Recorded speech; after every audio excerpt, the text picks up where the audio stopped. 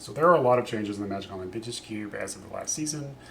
We did a whole 3 hour long discussion about what they are. If you're interested in what I had to say or what Chris had to say then, you can check that video out.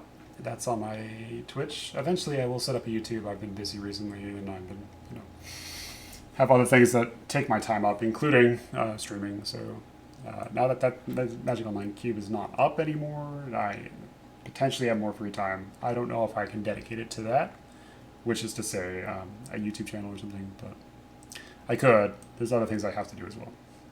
Regardless, if you're interested, you could check the VODs, and I do talk about what's going on in the updates there, and I think it's pretty insightful from both Chris and myself, and you might find that information helpful. The only thing is, it's not very helpful now because you can't go join a league. I will be offering my cubes when we do get to draft, when I am available. I will say some of that information would transfer, but it's a fairly different metagame. But so here we have in front of us the current list of the Magic Online Vintage Cube as of the last playable time, which was on Thursday. And it had about 100 changes. And let's talk about what I think the best possible things are. So I have made these lists before, and I'm going to make a top 50 list, and we'll do it in some way or another. I'll try not to take as long as I have in the past, but we'll do it. And mine tend to be pretty different, and I at least will explain why, and why my approaches are of that manner. So this might have a better visual. This is fine, Chris. I really just need a reminder. I can zoom out. That's better. Okay. I think I don't know. I just have a different approach, I guess, at the end of the day. I'm not going to say it's better or worse. I just have my own. And I will say it's fairly commonly different from other people. So I hope that at least a different perspective can offer some insight and some helpful ways to dissect the cube in the metagame. It does lead me to be fairly successful, so there's that. A lot of the kind of fat was trimmed. I think the overall effect of the changes is to raise the floor significantly. So the average deck is just better because it's playing better cards. And people aren't playing really bad cards, so you don't get as many free wins in that regard. I do think some of the combo decks that were added are powerful. I didn't personally really play them that much. It's still not my style, and it probably will never be. I don't think they changed the game terribly much, but at the same time, I think you have to keep new things in mind compared to what you had to keep in mind in the past, which I think changes the way I approach it. So the big things there would be Dream Halls, right? Dream Halls is kind of like the new big combo line. And is there anything else on that, Mike? To a degree, the lands things, though it's not fully developed here. There's better green big cards. Flash. It's such a singular card. I do agree. And you can't really do much about it other than cast Force of Will, right? So it does make some forms of reanimate stronger. Oh yeah, the Mizzix's Mastery. That's a big one for sure. And that will show up. Flash kind of circumvents everything, which is why it's powerful. Mizzix's Mastery would be relevant to some of the way I approach it too.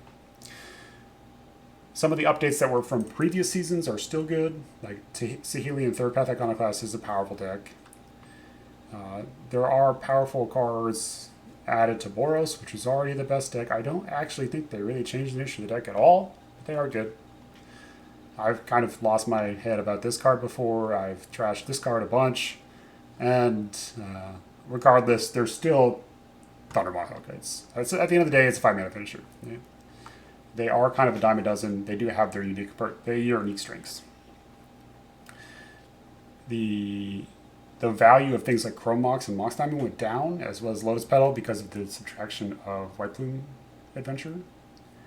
And there's just not as many powerful things to speed up, which is actually just White Plume Adventure. Of the cards that I thought were the worst, that could be the best or better, I think the One Ring was very bad. There are circumstances where people could win with it, but most of the time I killed my opponents, and meaning they cast it and they lost because it was in play. There are ways to make this card very good. They're not in this cube.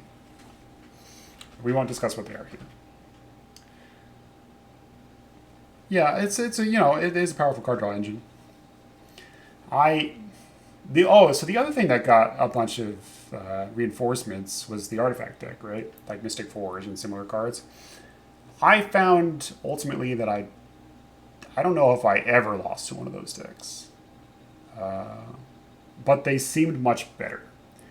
My final trophy, I think, was a workshop deck, which is very unusual for me. And we don't have to look at that deck, but it was good. Tolarian Academy. I never drew a Tolarian Academy, actually, but Tolarian Academy is powerful. Palantir was a card that I think impressed, but also this card is really deceptive in the kind of text that's on it. I think there's a lot of really weird, useless text on this card. It is just preordained every turn. If I found most games, if you said yes past turn 1, you kind of just died. So effectively, there's a whole bunch of text on this card that just says cast preordain every turn. It's significantly better than Coercive Portal. It's pretty good. It doesn't. The weird thing about this card is it doesn't really function for its secondary purpose, which is to fill your graveyard. Because if it's doing that, you just win the game by Konging them. Right? The subject of mana could be talked about. The mana didn't change at all. I find the mana fixing to actually be pretty fine. My cubes do have one more land slot.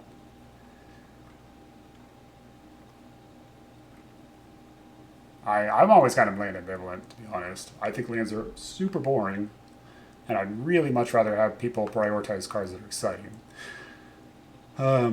But there's always the counter argument of people need to cast their spells, and I get that too. Aomor could go in. Yeah, I think Aomor's better than these two cards. So those are some kind of overall thoughts. Anything else I can think about before we get into the meat of it? Green is extremely good. Black is extremely good. Green has a lot of cards that are kind of decoys from what you really should be doing, in my mind. Which is, when you say better, you mean from a gameplay perspective? I don't know what you're referring to, Derek.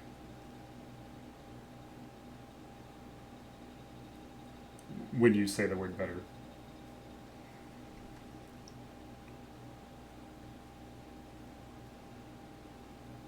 Oh, I think Aylmer is more powerful than those cards, but it's a marginal difference. I think blue is still the worst color. I think blue is the worst color, and green got better. So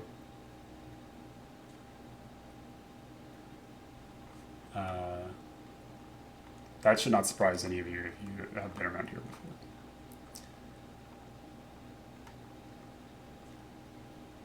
before. I think they fixed Comet. White is still the best color, but actually it's pretty close to some other colors now. I personally, if I were to just force every time, if I were to approach this to try to maximize my own way, which I kind of do anyway, I'm not always like playing optimally. In fact, I'm very rarely playing optimally, but I think if I, from a strategic perspective, wanted to maximize my win rate, this is something we've talked about in Discord and things like that, I would try to play Golgari every time. Can it be improved? And if yes, how? That's a different discussion. It can be improved. I think it's very good in my vintage cube, but it's steps. It's an iterative thing. It definitely is better. It's a lot better. I wish I could play the 64s as well. It just didn't work out for me. I don't think it's unplayable. I just don't. I think. Yeah, that's a big problem. People have scars from True Name Nemesis and Hull Breacher, and they're very important new cards. And them not being here makes blue way, way weaker. Like, way weaker. And that's just 2 cards. There's so many more cards that are good. All Preacher is pretty unpleasant. Yeah, well, so is Vintage Cube. But anything else to say? Fine. The blue's still good. I mean, you can have a really good blue deck. It's like Time Walk Ancestral are good cards, right? The thing that made blue better is that its creatures are better, but there's still a ways to go. I think the strength of a color is drawn from its creature base, no matter what deck you're playing. And so therefore, the color with the best creatures is probably the best color. I do think blue's always been a combo color in these cubes, though.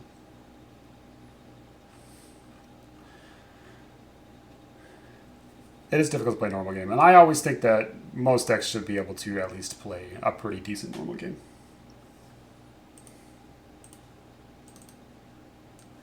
Okay, so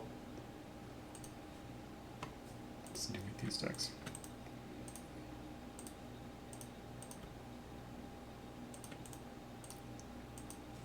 I'm gonna pull up my old one here.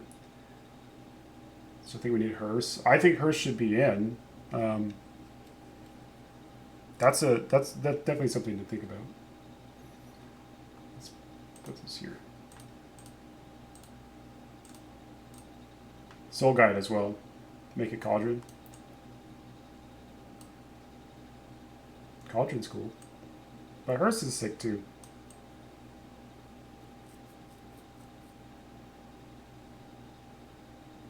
Oh, yeah, well.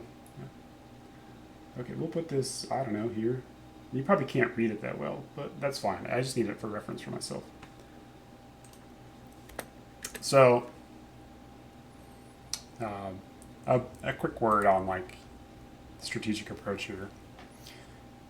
I think that the best decks from an average win rate perspective are what people call mid-range decks. I don't think about them that way, but that's what people call them, so let's call them mid-range decks. And these are decks that have efficient disruption, efficient removal, 3 and 4 mana cards that are both value engines and threats, and have quick clocks. Those are like the defining traits of the deck that have the highest average win rate to me. There's a discussion of can these decks win on turn 1? Probably not. They probably don't really have the resources to do that, but they tend to have in the long term, you have the highest average win rate. And if we're talking about specifically grinding leagues, that's what's going to matter most. But in reality, in any competitive sense, nothing else matters, right? You could say, well, this deck can high roll, but like that doesn't matter. If your deck has a 70% chance to win versus a 60% chance to win, but the 60% chance to win you win on turn 1, there's no difference. You still only win 60% of the time. It's like if you had a die that you had to roll a high number on it, and you had like a D6 and a D8, and your high roll deck was the D8, and you had to roll the highest number on it. If that 8 is bigger, it's still the only winning option, right? So it's to me, the speed of winning doesn't really matter. You could say that you can dodge disruption by going faster, but in the end, all that matters is if you win or lost. It doesn't matter what turn you win on. That's not the game. So that's where I tend to, in my experience and watching other people play, that is the category of deck that tends to be the highest average win rate. And historically, mono white has been that deck. And the reason that mono white did that because the white removal was so powerful within the structure of the cube. I think that has changed a decent amount. So it might be good to consider what are the kind of barriers, or what are the signposts, or what are the rules of the Magic Online Vintage Cube, and what are the kinds of decks you can expect to fight, and how do people win, right? And so you can think about decks like mono white, or you can think about decks like mono red, or you can think about decks like Storm. You can think about decks like Reanimator or Ramp. There's all these different ways you could label it. And I was talking about archetypes the other day. We don't have to have that discussion, but it is important to understand why decks are winning and how decks are winning. And a lot of decks win by abusing the graveyard. A lot of decks win by stack combo, and a lot of decks win by putting a creature into play for a cheaper than its mana cost. So those are the things that people are trying to do that are out of line and power, right? They're not following the basic mana curve.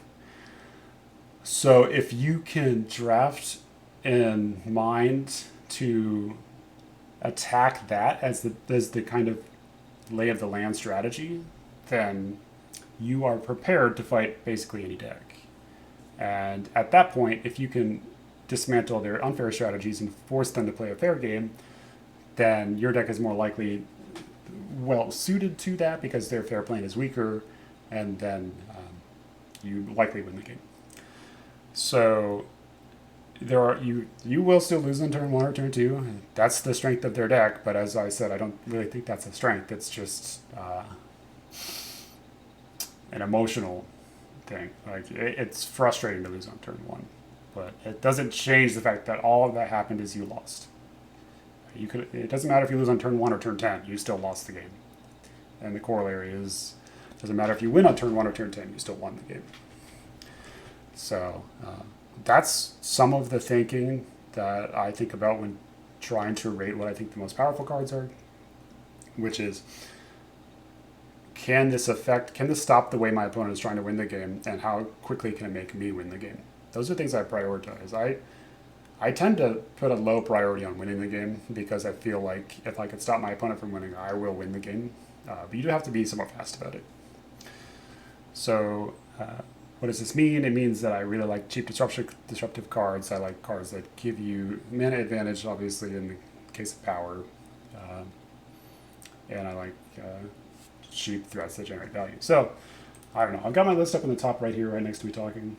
And that's the list from just about a year ago, honestly. That was in December 30th, 2022. It's a long time ago, huh? You can check that video out if you like. I talk a lot about each of these individual cards. I'll try to not talk as long about those cards here. But can you clarify why Frostclack matters? That's a good point, right? Because it's funny, right? It's not that you need to win the game. Yeah, does seem like a paradoxical statement, right? Your disruption can only last for so long is the big thing. So you can buy yourself time, but you can't buy yourself an infinite amount of time. That's kind of the big thing about it. So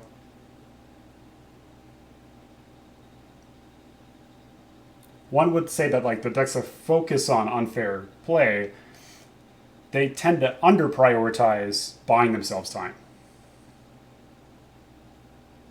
Too, but that's a fair point too. But I do think it's worth pointing out because it does seem to be a contradiction, right? Like on one hand, I want to say that like winning on turn 1 doesn't matter, but then I say like you need to win quickly, and they do contradict each other. I think the thing is that you need to have enough in mind because each turn is your opponent drawing additional cards and maybe ways to not lose the game. But so it's a question of priorities of like, do I need a lot of disruptive force or do I need an aggressive force?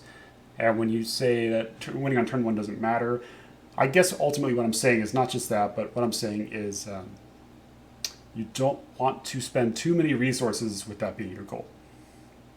So it's more important to me to have resources dedicated to not losing the game versus resources dedicated to winning the game. So therefore, like winning on turn 1 is a stand-in for most of my resources are focused on me winning the game as fast as possible. I hope that clarifies that a little. I still think Black Lotus is the best card, and I'm very happy to open it at all times. Hooray! It's 3 free mana. It is always what it is. All the cards that everyone loves that are like super broken top-end finishers. No, that's fine. That's a good to ask question though, you know. And the cards like Fourth or Minsc and Boo, they seem absurdly powerful, but most of the time it seems that way because they were cast on turn 1. They're still powerful cards, but like man, they're not close to fair when they're cast on turn 1. So Black Lotus always has the built-in strength of playing your best 4-drop on turn 1 or playing 2 drops on turn 1.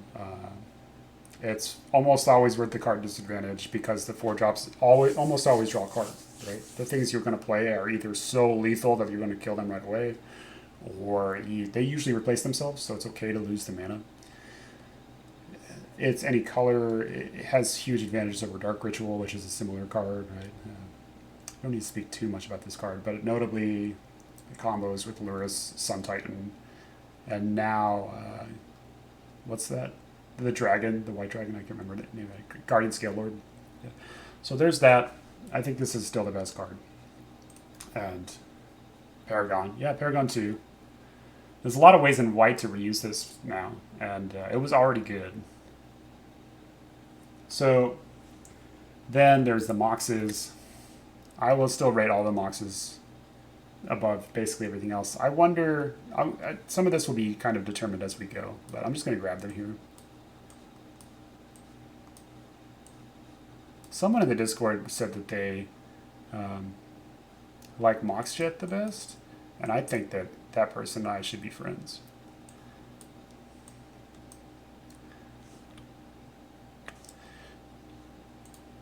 But it's fairly arbitrary which one you want, right? You get the, if you open more than one, you're kind of just lucky. So just take the one you like, you know. But I do think there are a couple cards that make me want to take Moxjet the highest. One of them is Dauthi Voidwalker. Turn 1 Voidwalker is extremely good. And then Mox Ruby, I think, would be probably the next one. White has a lot of pips, but it's not really that dependent on the additional white mana. Usually because you're playing mono white, if you're in that kind of deck, and so you have so many white sources that it's fine if your Mox is off color. And these two are okay, you know. Yeah, Soul Ring is much farther down for me. So we could maybe put Mana Crypt somewhere in here. I think it's just like all this is arbitrary, but I think this is this particular grouping of cards, other than I think Black Lotus is the best, this particular grouping of cards is kind of like, you know, how you feel at that moment in time. Mana Crypt has this huge real drawback to it, but most of the time your opponent's dead by the time that matters. The real advantage of Mana Crypt is that you can play a 3 mana, 1 color card on turn 1. And you can play Lalia, you can play Fable, you can play White Plume Adventurer.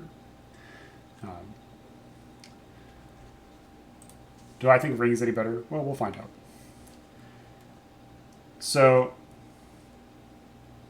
in the past, yeah, I'll stay with this, right? Though, maybe I would do something like this. But again, this is all kind of like squishy, you know? So what do I have next? My brand has always been that Solitude is the best card. That's a colored card.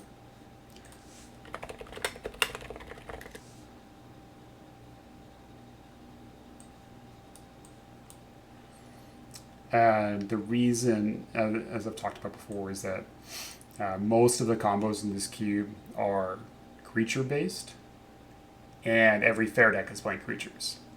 So Solitude functions as a force of will, and it also functions as a Flametongue Coffee in the fair match. And of course, the fact that it's a creature means it can be recurred very easily. It can be flickered. It has all the advantages that have dominated Modern for 2 years now, right? The power of Solitude and the other elementals. I think I probably still have it as highly, but there's a lot of times I didn't really care to take it as much as I have in the past. Sword Splasher is up here for the same reason. Most games you're losing because of some big thing. Even against Reanimator, you know, you have, this is your big out, right? There's a discussion on Twitter one time about the power of mono white, and then the power of mono white in comparison to unfair decks, and someone brought up like, well, mono white just doesn't have the way to beat turn 1 Griselbrand plus Force of Will backup, which is something that like on first reaction seems like, okay, yeah, that makes sense. But I actually think that mono white's the only deck that can beat that, because it has, you Solitude, like you swords into the Force of Will and then you Solitude it. There's really not a lot of the combination of cards that can beat that, other than like removal, like a Swords to Plowshares plus Force of Will. Right? So these two cards are still critical for attacking the game. Most games are won with creatures, and this will, yeah, Caracas is good. This will solve those problems. The one thing I think that goes down drastically is Jit. I don't have an exact answer why yet, but I did not feel like I needed it as much. which means that good old Reanimate is going to take slot number 10. Someone said that they thought Reanimate would be the best colored card. I think that person and I should be friends. They're probably the same person that likes Moxchip. Reanimate you should play in every black deck. It's the best black card. It is the biggest tempo swing, maybe in the cube. It's ultra versatile. It is both unfair and ultra fair. There's no time in which it's a bad card. Other than, I guess, if you're at 5 life or something, right? But look at just the Solitude. It's very good. Reanimate is... It's just... You will never run out of things to do with this card. Whether it be stealing your opponent's Grist, whether it be killing them with Veil, Crater Hoof Behemoth, you know, just plays into what's going on. It's both unfair and fair, which is a powerful place to be for a 1-mana card. It's very easy to fire off very quickly, and you don't really need to worry about it being a Reanimator deck. You just play this card because most good decks have creatures in them. Okay?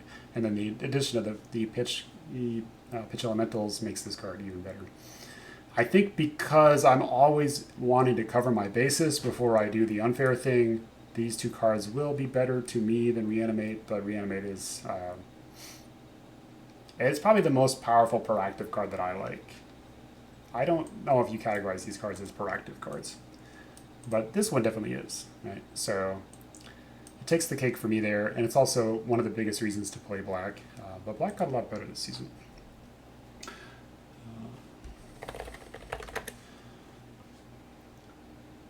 Put Thoughtseize here.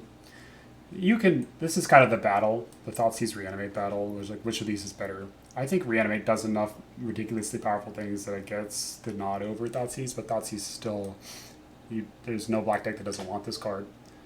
So it is like if someone plays Swamp Go, or if someone plays Swamp on turn 1, you live in fear that your pretty decent hand is now a terrible hand because they Thoughtseize your good curve away. But someone pointed out to me one time that because the curves in cube decks tend to actually be similar to standard curves, that Thoughtseize is even better because you can frequently just break someone's turn by taking away their 2 or their 3 drop. Whereas in Constructed, you have a strategic advantage by dismantling their game plan, but they still have plays. But more frequently in Cube, you can stop them. You can just time walk them with the Thoughtseize, right? Because they don't have access to it. I'll play that turn. Do I think Ragavan deserves to be up here? Not anymore. Which means, I guess at this point, I would put Sol Ring somewhere up here. There's a couple other cards I want to talk about, actually. So we have Grief, Endurance, and Fury. Sadly, Subtlety just doesn't line up with this format.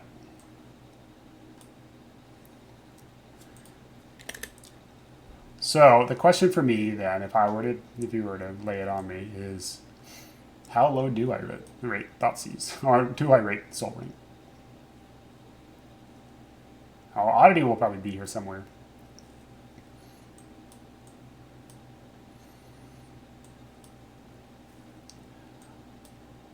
I think it might be this, and then we'll put Sol Ring in here.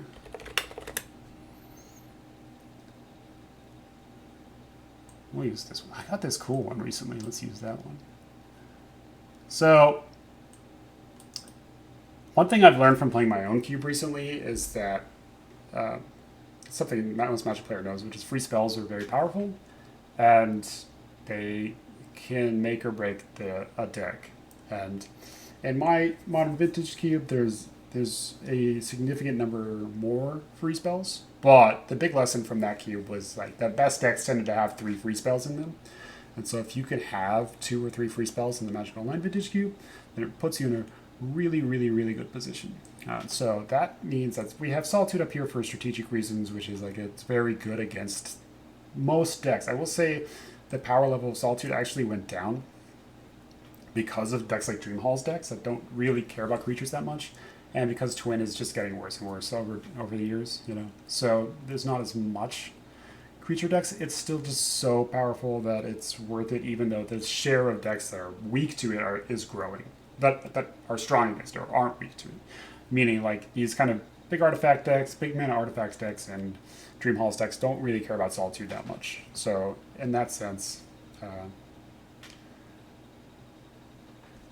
I'll explain why I have Endurance up here. And visit this card. So, anyways, I still think Salty is the best, but it is decreasing in value to me.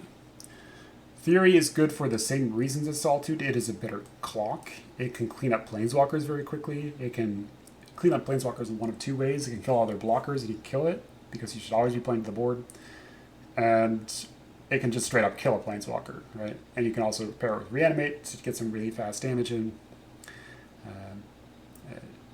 It's, again, a kind of dominated Modern in one way or another. So these two cards, even though they do different things, Solitude is much more like anti.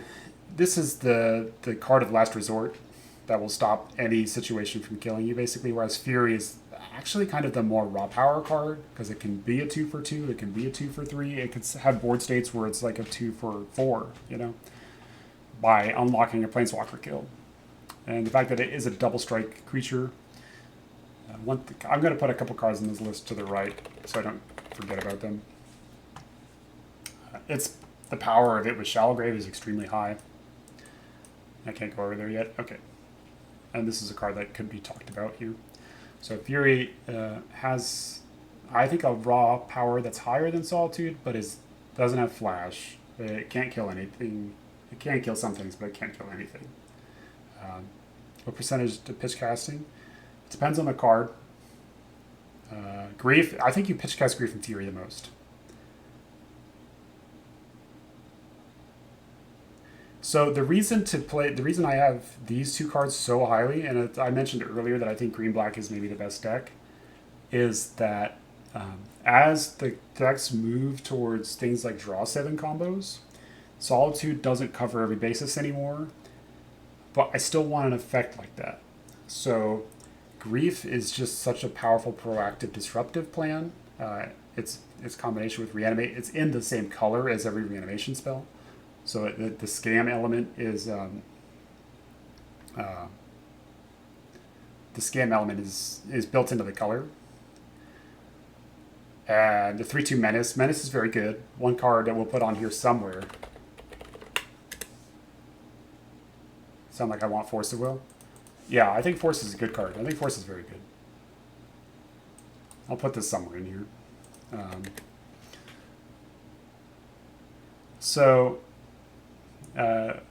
We'll talk about this card in a bit, but Menace is very powerful. Menace, there's a lot of ways in which you can look at your creatures as giving you your removal spells additional value because of either killing your opponent or stopping your opponent from building value through Planeswalkers. And so the Menace on this card is very good because your removal spell effectively kills 2 blockers and lets you punch through. Yeah, Force should be in here somewhere. We'll figure that out. The only thing about Force is, like, it doesn't have a proactive mode. You know? So all of these cards you can just play, and then they have a proactive element. Force doesn't have that. So I think there's a way in which Force is less powerful than these, even though its reactive mode is the best, basically the best possible, right? Which is why it dominates Eternal formats. So, yeah, turn 1 goes a brain. That's not true, but I get what you're saying. So Grief is, as combo decks move more towards graveyard combo, like Underworld Breach, like Yawgmoth's Will, even though that's less in vogue, like Shallowgrave, or any kind of, even like the white recursive decks, right? Then disruptive elements that don't just target creatures are powerful or more important. So Grief hits cards like Yawg-Will and Breach out of their hand, and then we get to, I think it's, and also just the great mode of just tearing their hand apart with a reanimation spell. But this guy, I guess I could explain why I want this guy. Is that I think this card is the Solitude equivalent for combo decks. And in fact, it kind of stops most combos in the cube. And as there's more non-creature combos present, I want something that's going to prevent me from losing to them. And so this stops Breach, it stops Yawg-Will, it stops White Recursion, it stops Reanimation, and its rate is so good. Against red decks, this is a real problem. And of course, you might just punk someone and get their flyer for free. So that's good too. Flash on this card is very powerful. It doesn't stop Time Twister. That's why we have some other cards here. But I agree, it doesn't stop everything.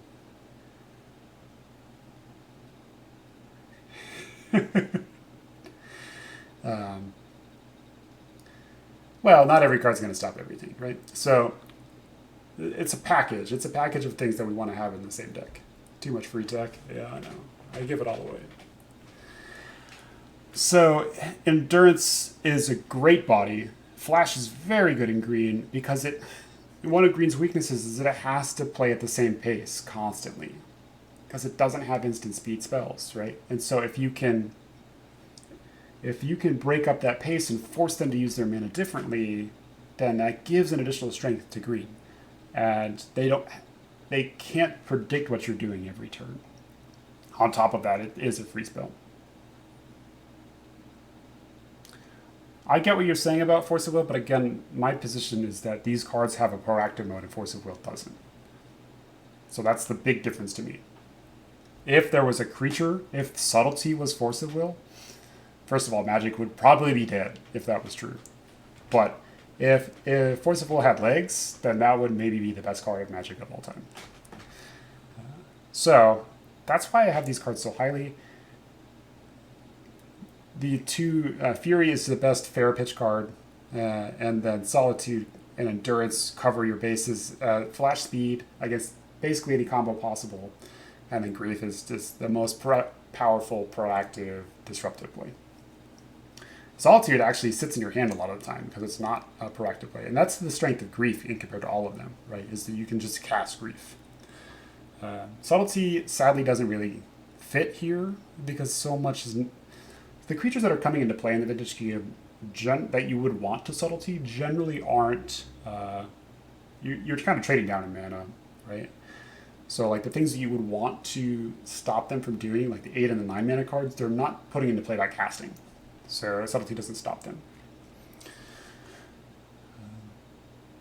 Then I guess I would have Sol Ring. It is still very good. It is still very powerful.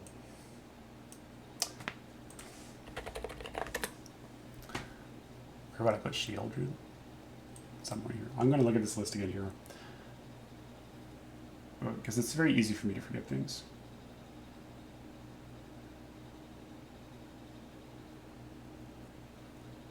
I don't like Ephemerate, even though it works with these cards very well. It's just the times I've tried to use it, it's a brick when I draw it. It's very frustrating. But I don't like that kind of card, personally. I like Twining Twins, which is a new card, because it's a good creature. Skull Clamp. Somewhere here. Guy's Cradle. Oh, can't spell. I'm just putting the cards from the list in this position. And then we'll figure it out. This is not in order at the moment. Ragavan.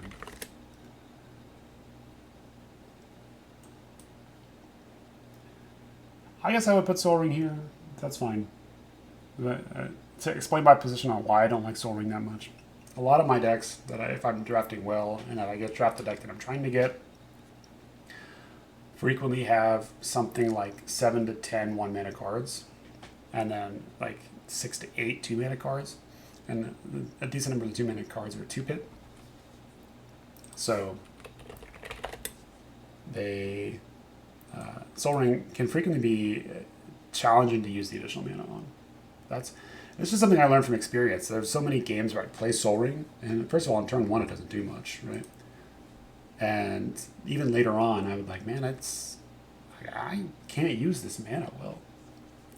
And the fact that you can't use it on turn 1 in the same way as the Mox or Mana Vault or Mana Crypt is much weaker to me.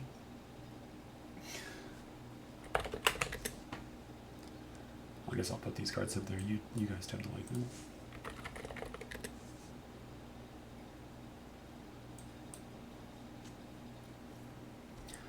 So what I do is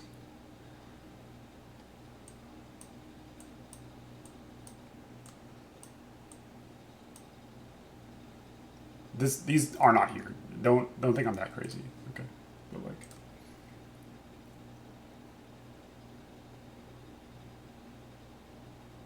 yeah, when the game was about casting 4-mana spells, Sol Ring is the best card.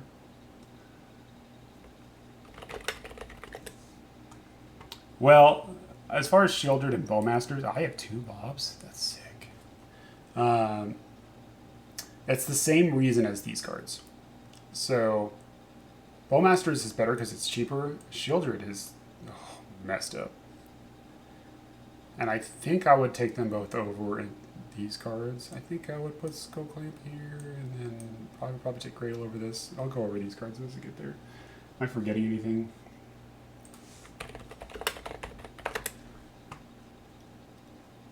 Probably. We'll get to it. Okay. So the avenues to victory are creatures, graveyard, draw sevens. Right. That covers almost every single way that you can win the game.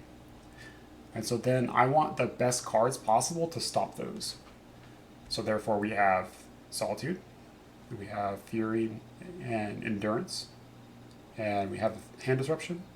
And so that kind of leaves us to that the weakness, the remaining weakness being draw sevens. So therefore, like Bowmasters and Shieldred, I think really should be extremely high priorities. Not only do they let you win with draw sevens, but they also stop your opponent from winning with draw sevens. So they have the out to be an unfair combo card, but they're just great cards on their own. Bowmasters is a great cheap value card, which black kind of lacked. I feel kind of silly in retrospect that when this card was spoiled, I said, man, is this the second best black 2-drop ever? Respect. But it's clearly the best 2-drop ever. Like the best 2-mana black card ever, and maybe one of the best 2-mana cards of all time. So it's cheaper, it has flash, so you can do it in response to a draw 7, so it's better than Shieldred. But this card just doesn't die. And it stops you from dying, and it kills your opponent. It's great against aggro, because it's so hard to kill. It gains life, it's a quick clock, and it stops the draw 7 decks from winning. So therefore, I think it should be extremely high priority. And I think the more I think about these kind of most powerful cards, I want the best answers. That's why I'm going to rate these cards where I do. And I'm going to end up, I think, putting mana and card advantage down a little bit lower than I have in the past. A card that I don't have up here is Innistrad True. I don't know how to answer this question yet.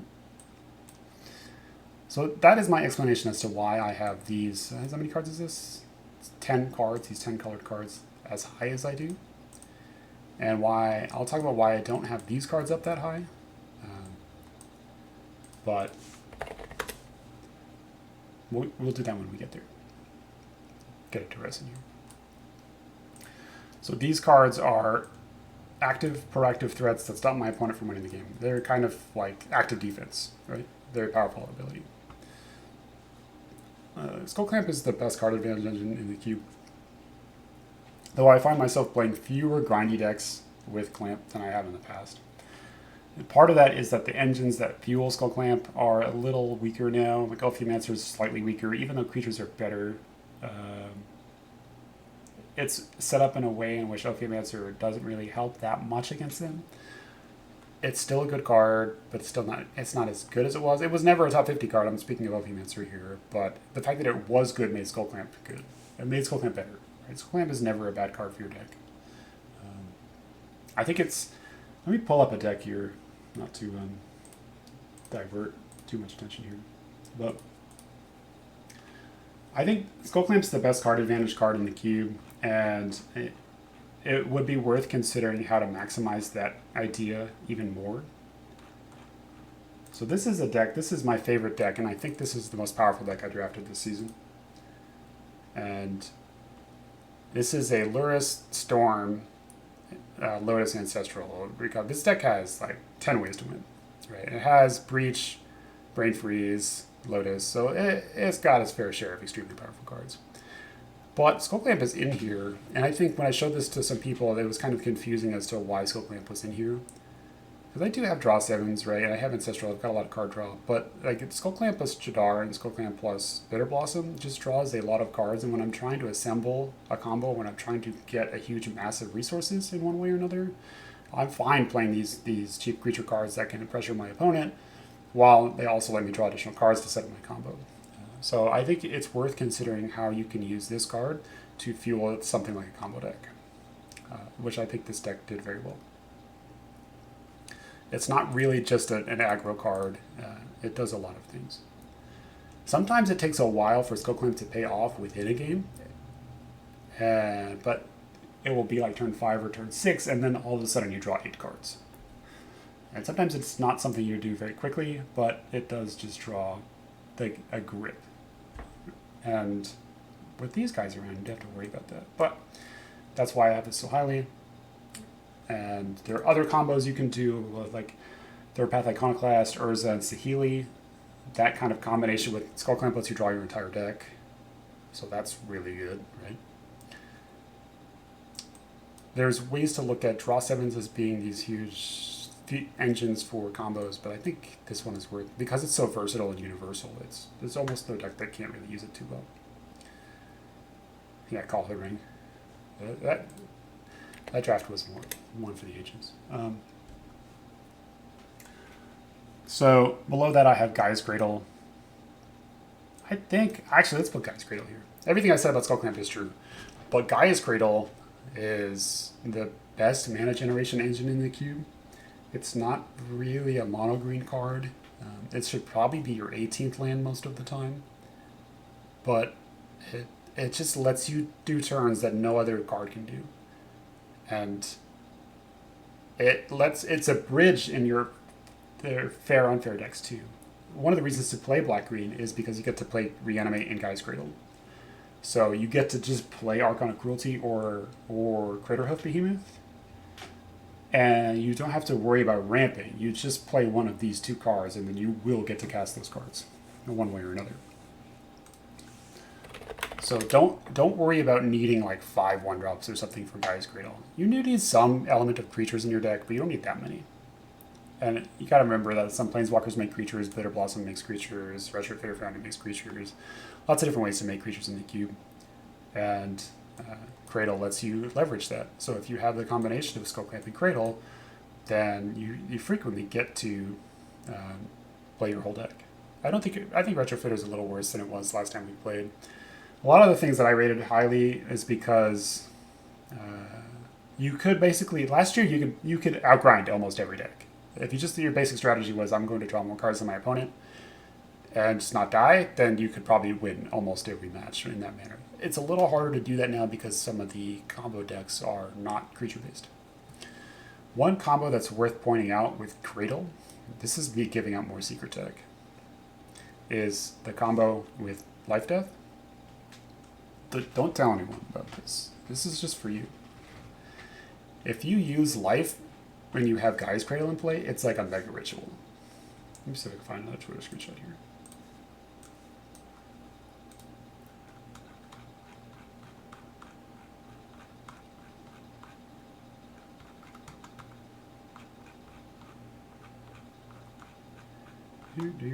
Here it is.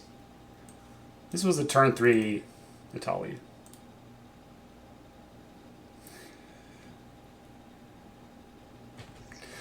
So this was me animating, using Life to get Cradle to tap for 5 so I could play Etali on turn 3.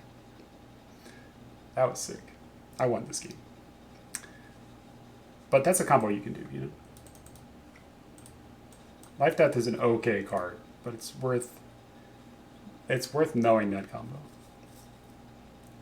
In the Discord the other week, I was talking about how I don't particularly care about archetypes as a concept, and I think you get much more value from exploring the possibilities of individual cards in the cube, because ultimately the way in which you interact with Magic is with Magic cards, and so if you understand what the cards do on a deeper level, it doesn't matter if you have this grand structure, because, and I'm a structuralist, like, at heart, but when you're playing the game, you are playing the game with cards, and the cards let you do very specific things, and the more specific things you know that the cards can do, then the better you'll be able to play.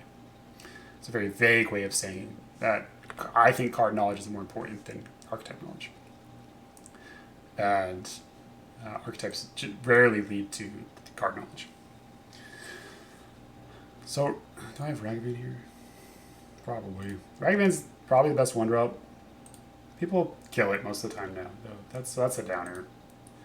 I said when I made that list the last time, the more people play like it's 2022, which was a year ago, the worse Ragavan will be.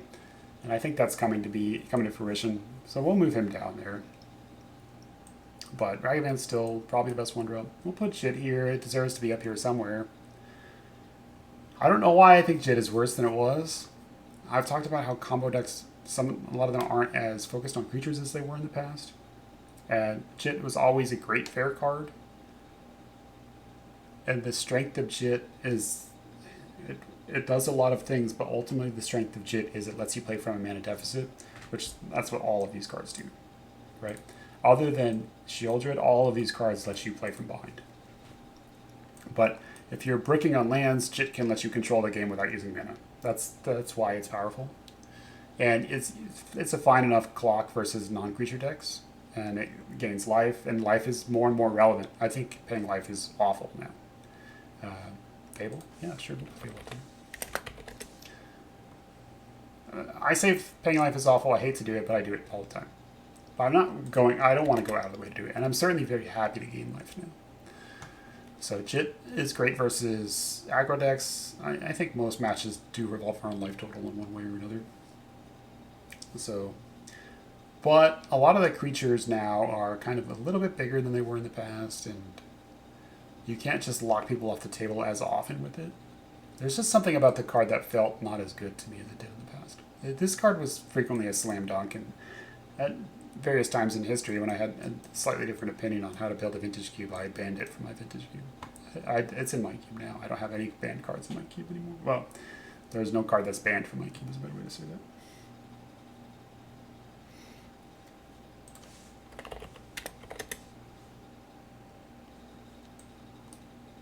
So this was not by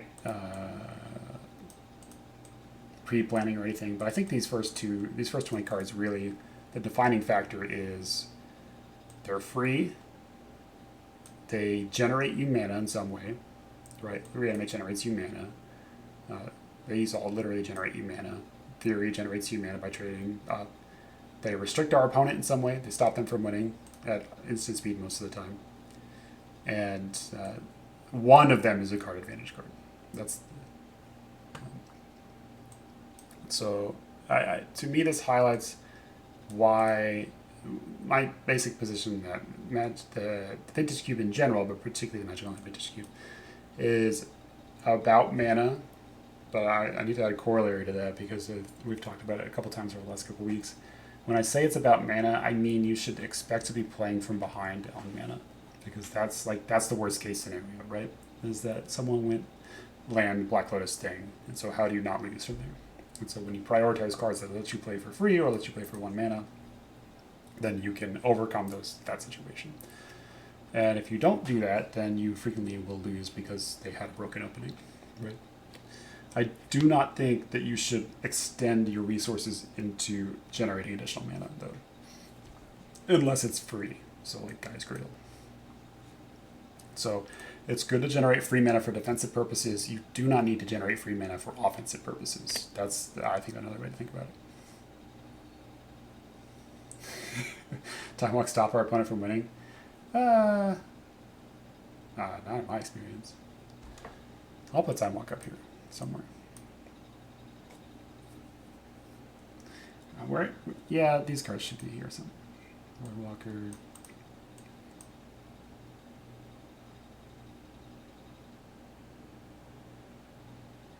The card's not here.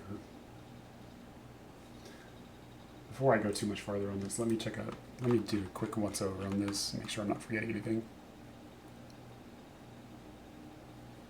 While I'm doing this, is there something more you meant about Time Walk stopping your opponent from winning?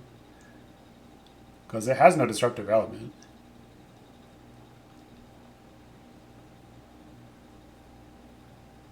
Maybe Brazen Borrower? Remand? Force of Will?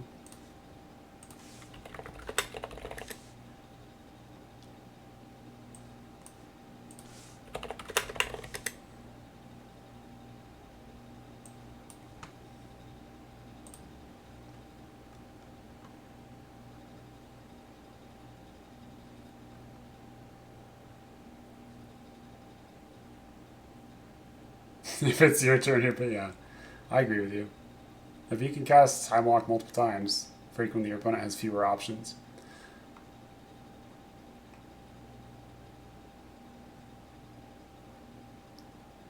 I don't think Balance is a good card, and I can go into why if you remind me at a later point. Well, I can go into why now, actually. I'm just looking through this list to make sure I don't forget anything. I told someone the other day that I would do something stupid like put Bloodtithe Harvester in the top 50.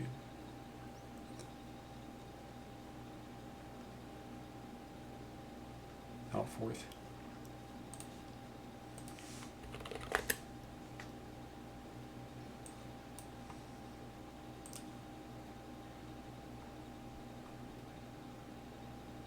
Yeah, Minsc can move up here somewhere. Let's get it in here.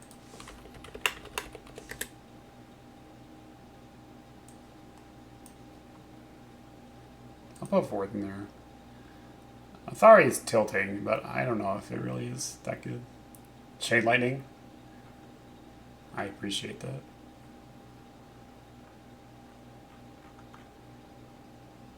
Urza Saga.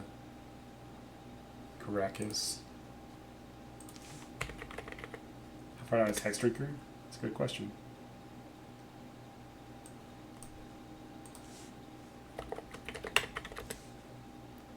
I think we're getting a little too far down at this point, though. Entomb and Demonic Tutor, I don't like either of them. Underworld Breach should be up here.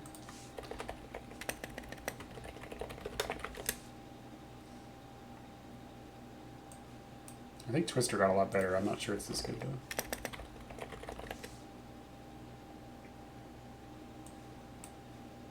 But let's not... These are, like, I think 2 or 3 and 4. Is there anything I think I would put up here? The Karakas. He's kind of... Resting Beast is bananas.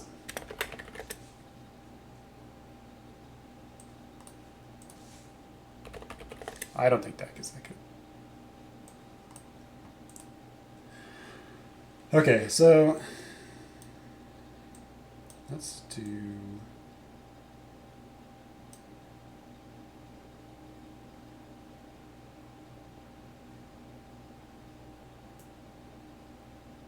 Skyclave is great.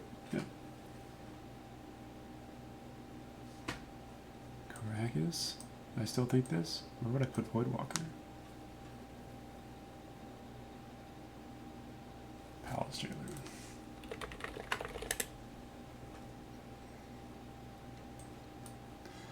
We'll just put Parallax Wave here. Why not? If you want to hear me talk about Parallax Wave more, I have a 10-minute video about Parallax Wave on my Twitch, and it's in my Discord as well.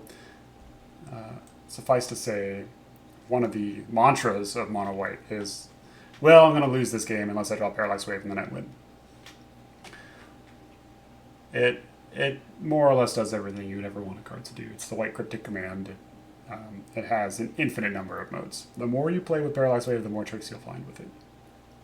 I had the coolest thing I did this season was my opponent had cast like an O-ring on my Flicker Wisp, and I had a Parallax Wave in play. And then I was able to set it up so I could hold priority, exile all their creatures, and then use March of Otherworldly Light to get rid of the O-ring, which I think was Prismatic Binding, and then get the Flicker Wisp at flash speed to flicker the Parallax Wave. And just effectively exile all their creatures and still have Parallax Wave. But there's like no end to the Parallax Wave tricks. Like I said, you can... yeah, it is a ridiculous card. I go into detail why this card is so powerful in another video. I don't want to do that right here. I think I explained pretty thoroughly why this card is good. But it's the best. It's just kind of the best. Talk about balance. Okay, yeah, we'll talk about balance.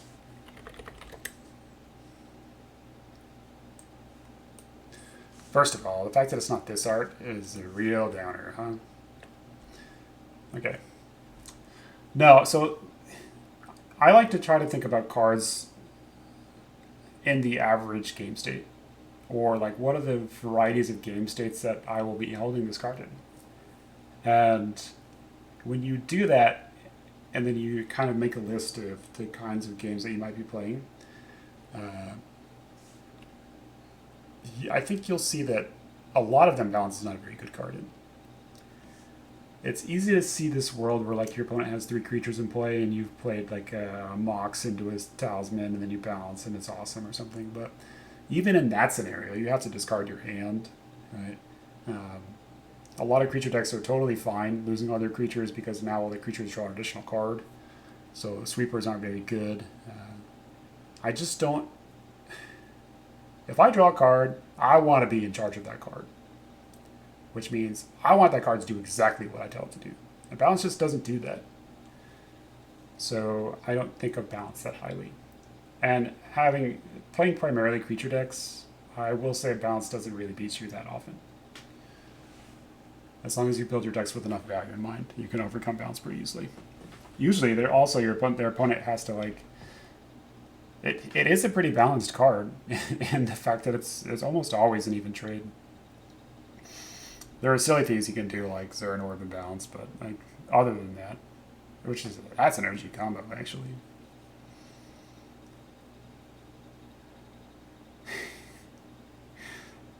That sounds sick. Yeah, Balance is. I've been blown out when I've cast Balance because my opponent had Una's Prowler in play, and they just discarded their hand. Now, obviously, it was a bad play on my part, but it does show that this card, it's truly like an old-fashioned white card, which is just insane raw power, but totally out of your control. So that's why I don't like this card. I don't want cards that I don't have final say over what it does.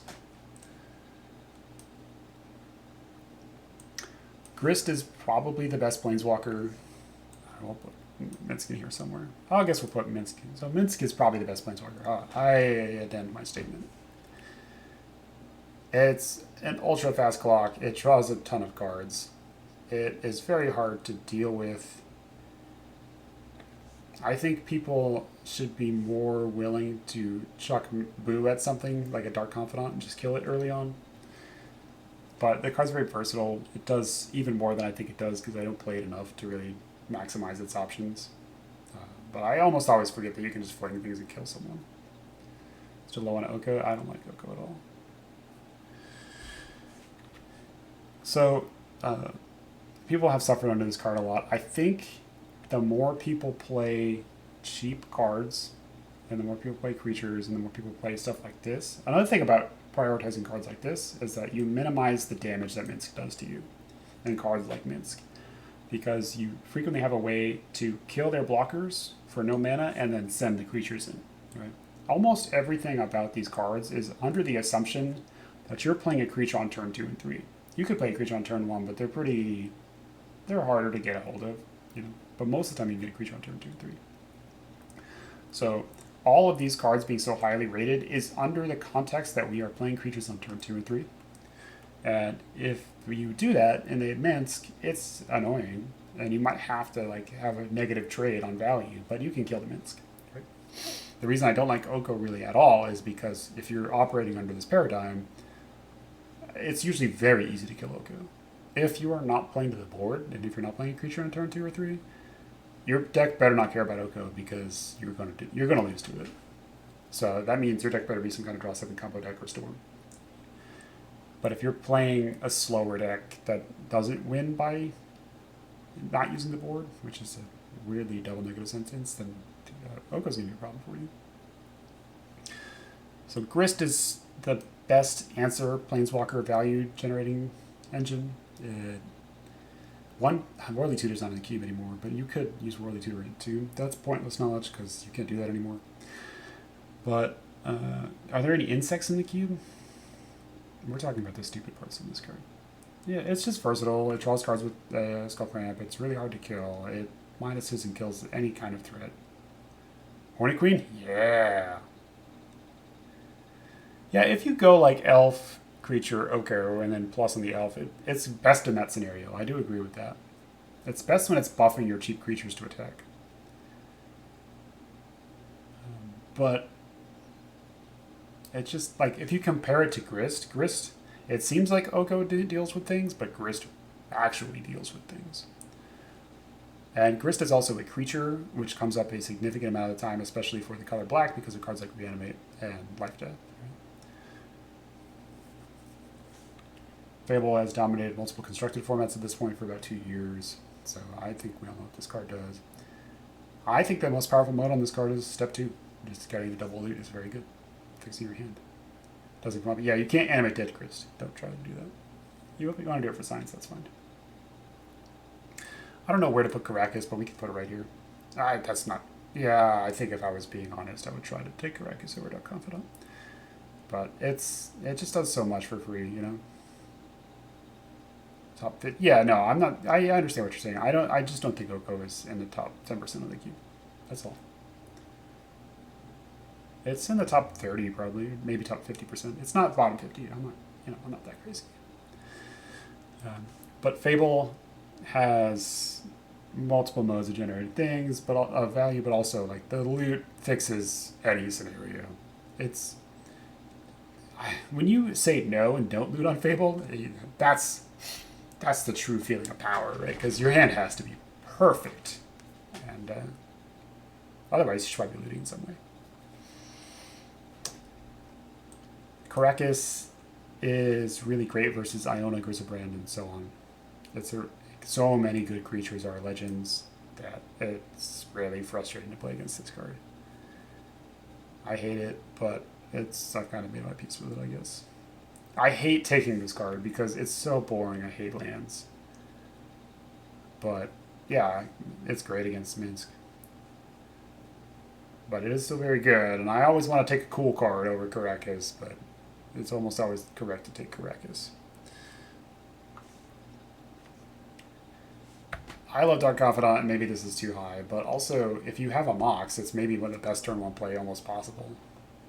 Just drawing 2 cards a turn from the entire game is very good.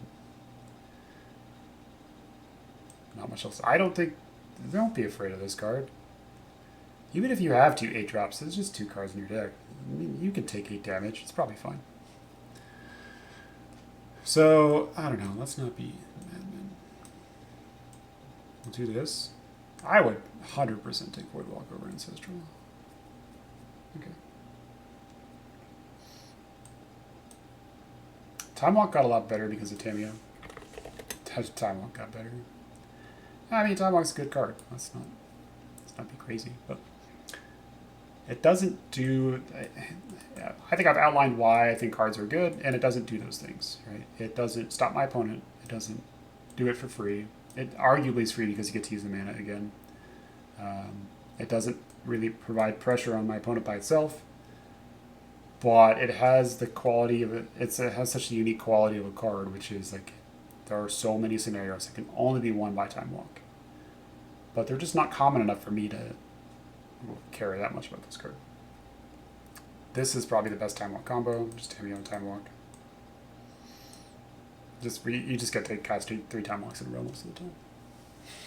But the strength of blue, Time Walk is relative to the strength of blue. I don't love splashing. It generates mana? Yeah, it can. It doesn't get you from behind.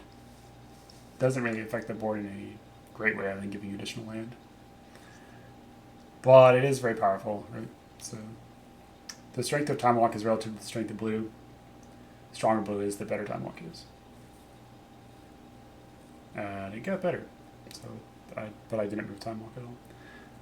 I've been burned so many times by trying to build a whole deck around this card, and they don't work as often as these cards work, in my experience. So I have them lower.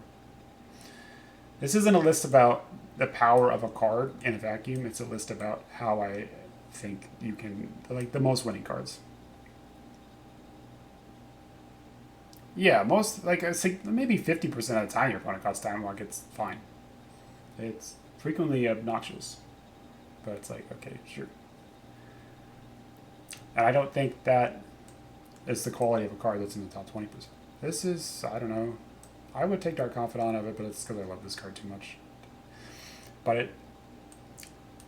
it ends up feeling like, okay, if we build a combo deck around this card, it's very powerful, but that dominates your entire draft strategy, whereas these cards will basically always be good, and they don't require any additional work, and they're free, they they stop our opponent in some way.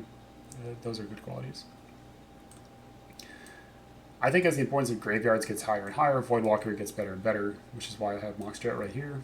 It's a very weird reason to have one card higher, but it's great clock. I finally got to do it. I finally got to take infinite time walks with my opponent's time walk. If you've seen the video, it's cool. I think it's cool. You know, last time I made a top 50 list, I specifically talked about it when I made that. You can have Lurrus, Dauthi Voidwalker, and Time Walk, but it's your opponent's Time Walk. So the A-Time Walk, you cast Voidwalker. Before you cast the Time Walk, you replay it off Lurrus, and then you cast Time Walk, and then you get to do it. It's an infinite loop. I got to do it, so that's cool. I think it's like the hardest thing to do because you don't control all the pieces of it. But beyond that, it stops Reanimator. Reanimator is kind of like Public Enemy number 1 because it's the fastest, most powerful, obnoxious thing. I don't think it's the best, but you should keep in mind that you're going to have to play against it like 40% of the time. So any card that is great that beats that is great. I have Ancestral here. Yeah, I don't like this card that much. I don't like. It draws additional cards. One way to think about it is the strength of Ancestral Recall is its casting cost. Right? There's nothing else about the card that is unique about it, right? Why is Ancestral Recall better than Concentrate? Because it's an instant, but also because it costs 3 less mana. So, yeah, about non-games with Reanimator, yeah, I want to avoid that personally. So, this card is cheaper, which is why it's better, right, than Concentrate. This is why Sword Splashers is better than Second Thoughts or something like that, you know, some other white removal spell. So then, talking about why it's good, consider it in the context of the format that we're playing. Does this mana discount leverage the strength of what this card does? So if we think about 3 kinds of cards, there are threats, there are answers, and there are value generating cards, right? That's like basically every card in Magic in one way, and then there's mana. So those are like the 4 qualities that a card can provide. So each format is going to put a different pressure point on the mana costs of cards, and certain cards being cheaper will be more relevant than other kinds of cards being cheaper. Because cube decks frequently have curves that get closer to standard than Vintage or Legacy, the discount you get on Ancestral Recall is not as good as it could be in other formats. So the strength of this card is dulled by the fact that your deck is not reinforcing it. If your deck is all free spells or 1 and 2 mana spells, then Ancestral Recall is probably the best card in your deck. If your deck has 3, like a good number of 3s, which most cube decks do, and then like 4 4s, like it's not uncommon for a deck to have 6 3 mana cards and 4 4 mana cards, maybe 1 less in each slot, then Ancestral is not going to really help you too much. Not quickly. It's important to get control of the game quickly, and this card doesn't do that at all. So, what I'm saying is the defining strength of this card is not as good in this format as it is in the formats where it's broken. In Vintage, you have a full suite of free mana, so you have excess mana. You have a full suite of free spells, so therefore Ancestral Recall discount is being leveraged by the fact that what you're drawing doesn't cost mana. In Cube, the discount is being neutered by the fact that you're drawing 3 and 4 mana cards. So it's important for us to have cheap and undercosted interaction because that's the answer or the question we were being asked. The question we were being asked is not how to get the most cards in hand. It's how do we not die. If we were playing a deck that asks us how do we get the most number of cards because all our cards are free, then Ancestral is great. But that's not the reality of most cube decks. And so then, if the strength of this card is not as good as it is, not as relevant as it is in other formats, maybe it's okay to spend extra mana. So then that's why in the past I've talked about Showdown of the Skalds and Escape to the Wilds. And now I don't know if I would put these up here anymore. Actually, I didn't play them that much this season. But if you take a look at these 3 cards, move Tamiyo. What's the difference between them? It's the mana cost, right? You get an additional bonus for these cards. This one draws 1 more card than Ancestral, but it gives you 2 to 4 counters most of the time.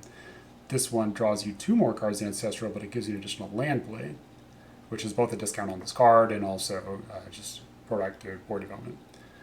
So in a format where it's your mana is being stressed on removal and not on card advantage.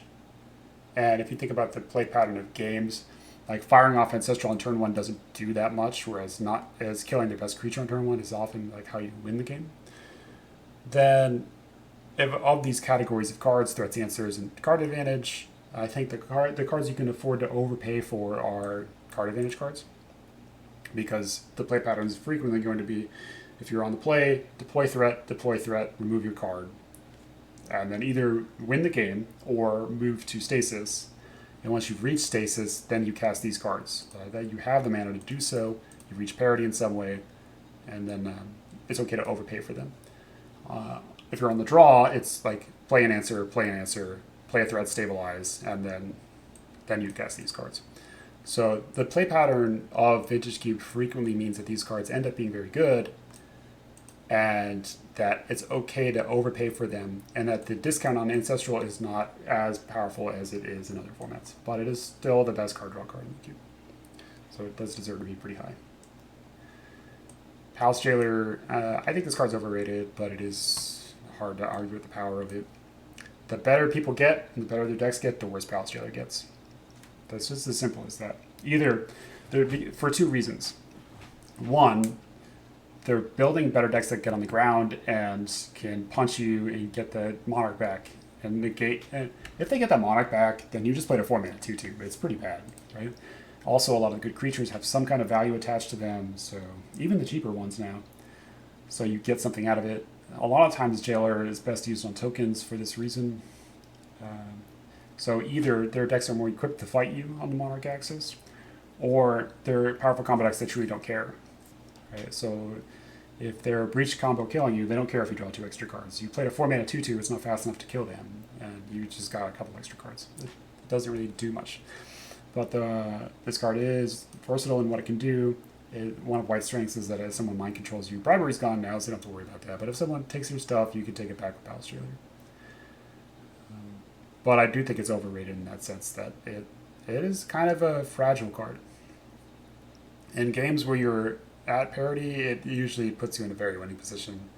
In games where you're at parity or slightly below, then it's often unplayable. And if you're playing this card, you really have to think about cards like Thundermaw Hellkite, because you will lose the game outright to them if you're not careful. Where do I put Lurrus? Okay. So that kind of covers everything here. I think after this point, what you're talking about is all fairly arbitrary. Again, this is all arbitrary, but these are like the best of the best of the best. And at this point, you can kind of pick and choose what you like, which is what I'm doing anyway. But it's less important to consider this past the very, very premium cards. But we will, Okay. So there are colors other than white, sadly. And sometimes we have to play them. So the best removal spells in them have to be considered as some of the best cards, regardless of if they are better than the cards that I would put below them. It's a weird kind of rating scenario where I think, like, I would put Lurrus over Lightning Bolt, but I would take Lightning Bolt over Lurrus because I might be playing red, and if I'm playing red, I want Lightning Bolt. It kind of comes down to that. Similarly, if I'm not playing white, I probably want access to Dismember. And even if I'm playing white, I probably want access to Dismember. So these 1-mana interactive spells get pretty good, like Duress is here. I'm going to move some stuff around real quick. Probably put Force here somewhere, but Breach in here. Oddity, Questing Bees, but maybe just Oddity at this point.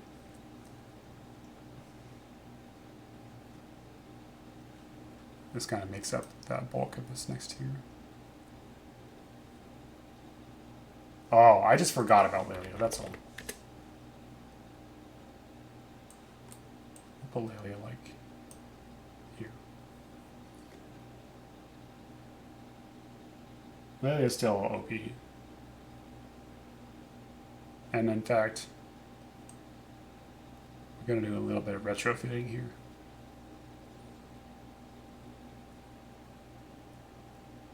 I think I'll put Lelia right there. Very scientific approach. Lelia was much higher because there were fewer cards in the cube like it. Now there are more Lelias in the cube, so you don't have to prioritize Lelia as much. That's all. When it was, same thing with Minsk. Like when those cards were uniquely powerful, then you have to consider that. And then you just have to take them that highly because they are unique. Now if you pass on Lelia, you might get something pretty similar. Ragavan is the best one drop, basically. People are killing it more often these days, so that's kind of annoying. It is still very good.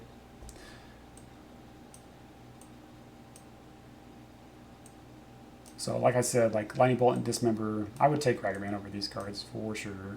And in fact, I don't rate Dismember that highly, but Lightning Bolt's good. I think we need to talk about a couple black cards. This gets into the weirder parts because like whether or not Bone Shards is really that powerful is independent of this particular idea, which is like I might be playing black, and if I'm playing black, I need to have this card. And what's the other card? Baleful Master. I'm not necessarily going to put this in this list. I'm just something for me to think about. I have Bone Crusher up here. God, what a card.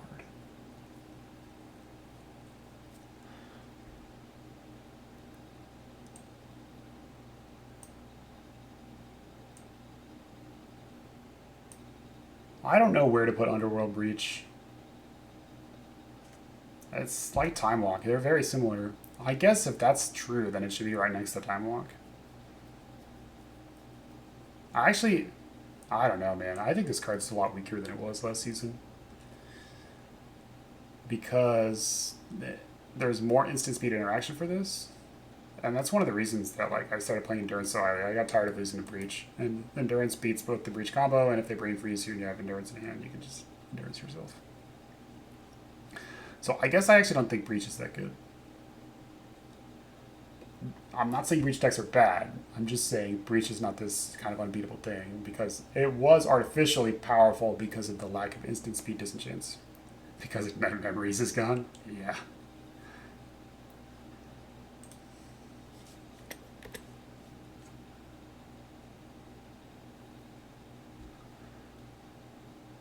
I guess we'll kind of pick and choose from these cards, huh?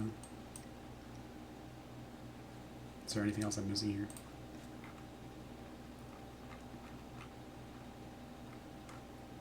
I don't think Retrofitter's up there anymore.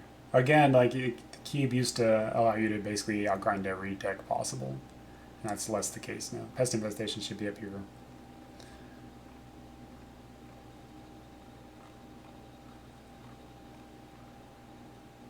Have Archon. Yeah. I guess I just don't think as much about it anymore. It's a good card. I had it, the reason I had it up that highly was because it was the best reanimate target by a mile. And if you were in a deck that was playing like Animate Dead, it was it's the card you absolutely wanted. And so if you understand that maybe I'm going to be playing black, which gives me access to reanimation, then Archon is like so good that you need to take it highly. Atraxa's here now, and Griselbrand's gotten a little bit better in some ways. At least I've also learned some things since then, you know. So I don't think it's as necessary to take Archon because there are a couple other cards that are like it. Yeah. Again, it comes down to like the rarity of that kind of card in the queue. Yeah, Atraxa's good. I think they're pretty equivalent cards, right? So they're very good. It's hard for me to put them this highly, though, because the card that's really powerful is Natural Order, right? But on the other hand, you need the best possible targets. Dang it. There's something I saw. It doesn't matter. It's not that important. Oh, Pest Infestation. That is important. Pest Infestation is going down in stocks just because people are playing fewer mana rocks. I think my ultimate, I know people don't agree with me, but I still don't think you should play Mana Rocks if negative mana kind, meaning they tap for less than you paid for them. Talismans are slightly better. Most of the time, my opponents would play a bunch of talismans and then just run out of gas. I much prefer. I'll pull up the deck list here.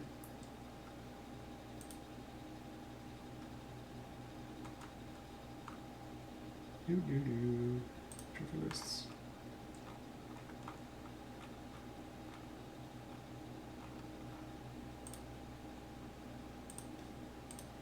If I'm playing an artifact deck, I much prefer something like this.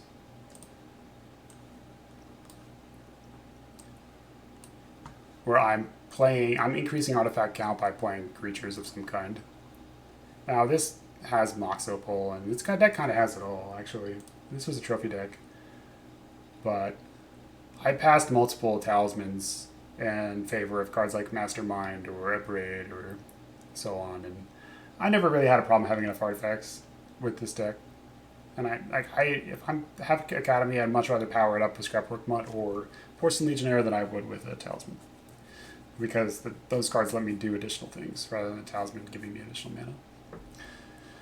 And usually the cards that are really expensive, you're more likely to play through a method that one additional mana doesn't matter much. I do have Everflowing Chalice in this deck, but it is free. You can get it and tap it for the Urza, you know.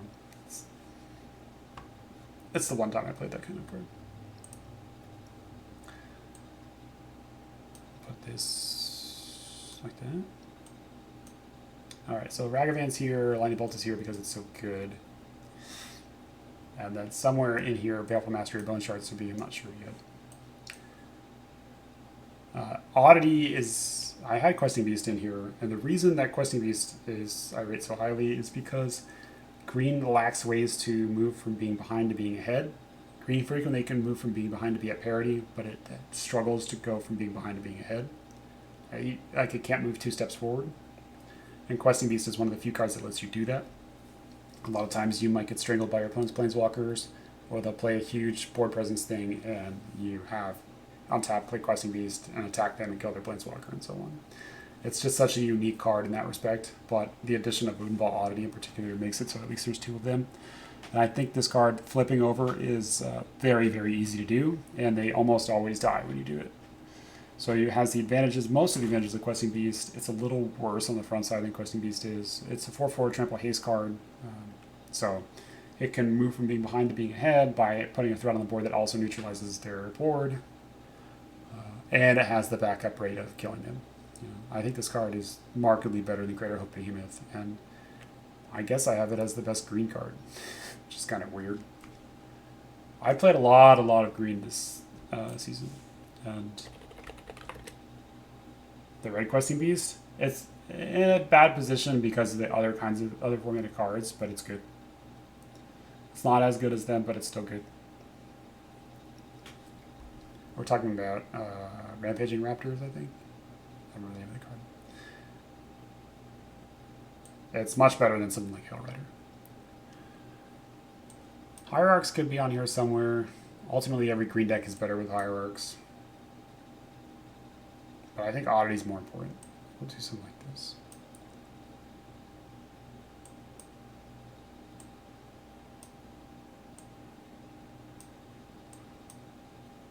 I don't know, we're getting into the weeds at this point. I don't know. I said a lot of things about this on Discord, but to repeat myself, I don't think this card is that good. And I think, again, like Balance, if you go through the number of scenarios that the card can be cast in, the number of those scenarios in which it's quite good or the best card to play in that scenario is pretty low. It offers you the opportunity to take Monarch on turn 2, like if you go 1-drop into 4th. But there's a really, really big drawback to that. There's 2 really big drawbacks to it. 1, you might lose the Monarch, right? And 2, you're not committing additional permanent to the board on turn 2. So you would probably win that game more often if you go 1-drop, 2-drop creature than if you just go 1-drop Monarch. because the whole strength of the creature deck is it commands the table.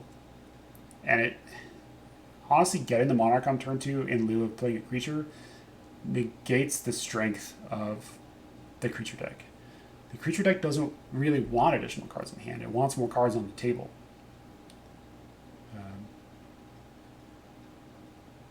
And so getting the Monarch, the thing about getting the Monarch with Palace Jailer is that usually when you're casting that card, you're at parity or ahead, and you have a significant board, and so therefore, like, now you're in a position to leverage the cards.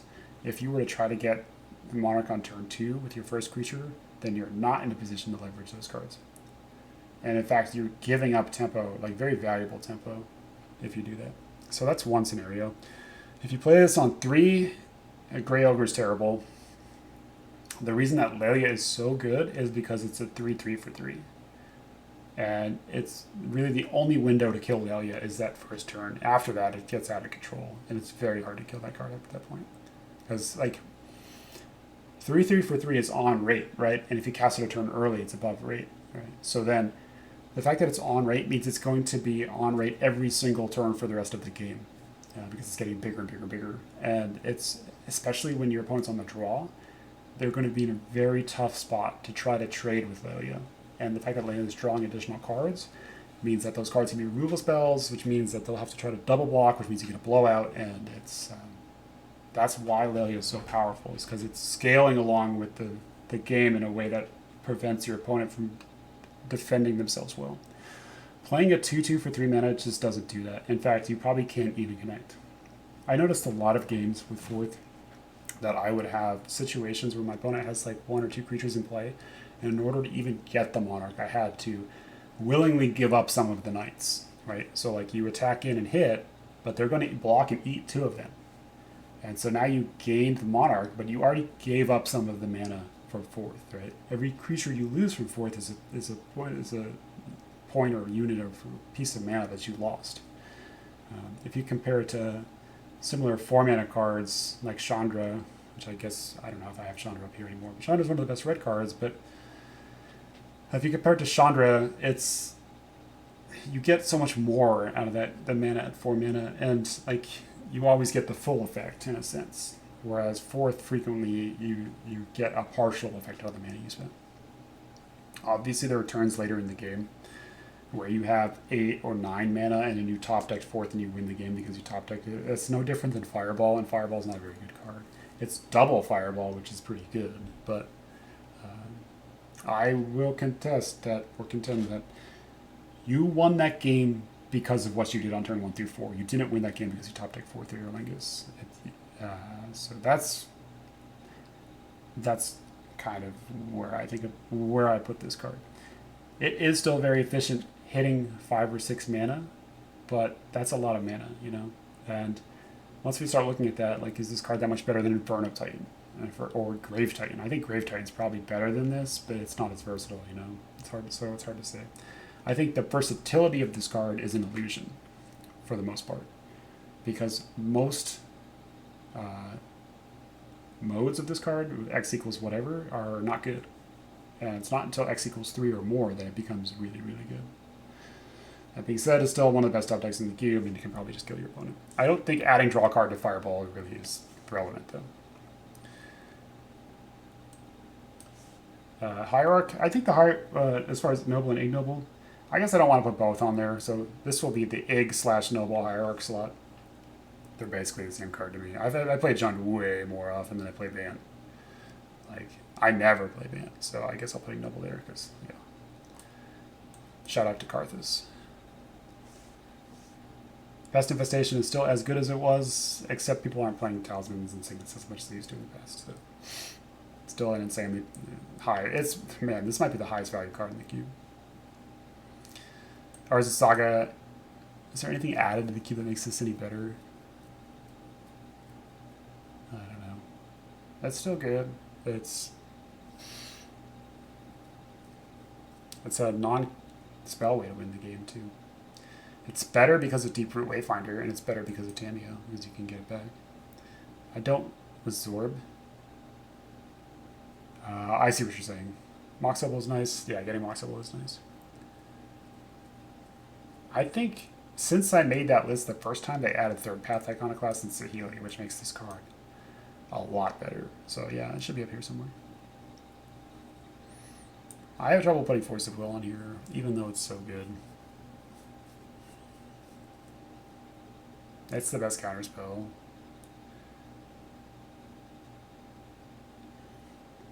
Anything else I'm missing here? Or should I just run with these cards? That was bad.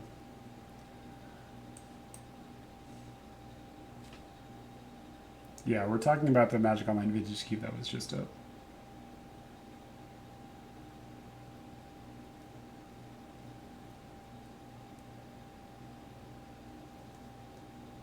Okay, I don't see anything on this list that I want to add. Oh, a Hex Drinker. What do you think about Hex Drinker?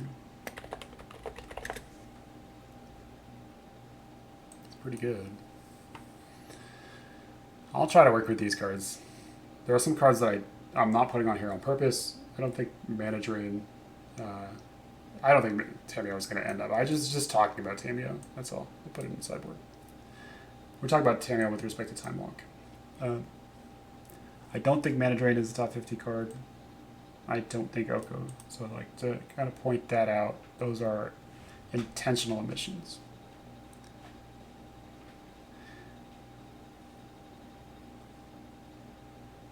So let's move on. Okay. I guess I'll put Force of Will here. You might end up playing blue somehow. And is B. What card? Is B like Bitter Blossom? I play Bitter Blossom way more than I should. That's not that good, but oh, Brazen Borrower? I see. Yeah, I kind of think so. Let's put Time Twister on here. This here. Probably Shredder.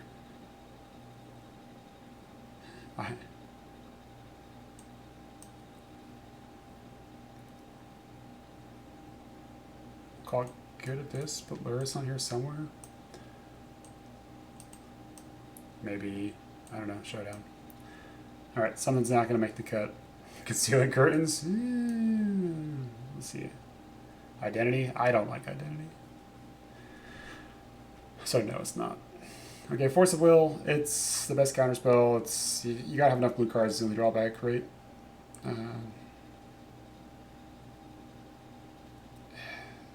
The problem with Force of Will is that the decks that tend to play it tend to be reactive. And those decks, 2-for-1 in themselves, I find puts them in a really bad position.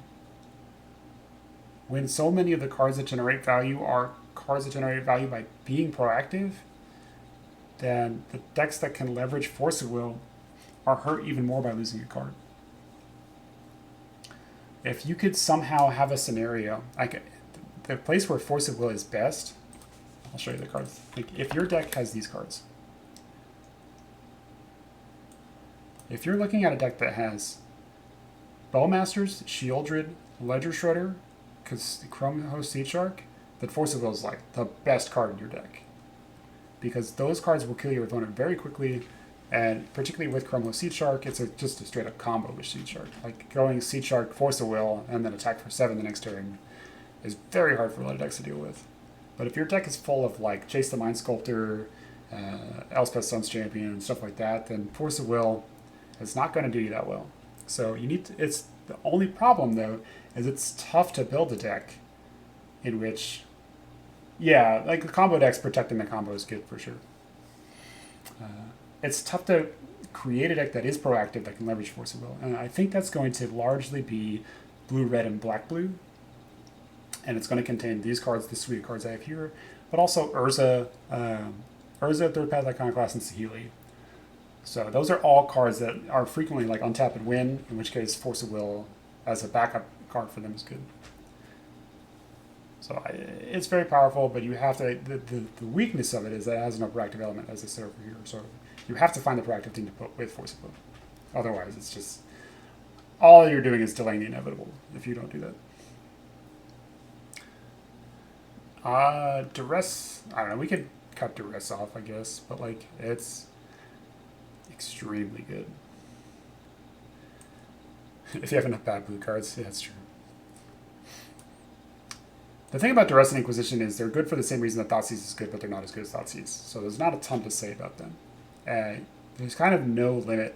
I used to play two. I used to, if I got all three, I would play Duress and Thoughtseize and Sideboard Inquisition, because most of the time decks that had cards you'd care about Inquisition with were in the minority because counter magic wasn't as relevant, and if it's a cheap creature, I can just kill that creature, right?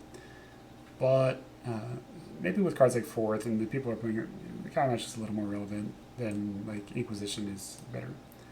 Snuff Out. The problem with Snuff Out is it says non-black, but Snuff Out's very good.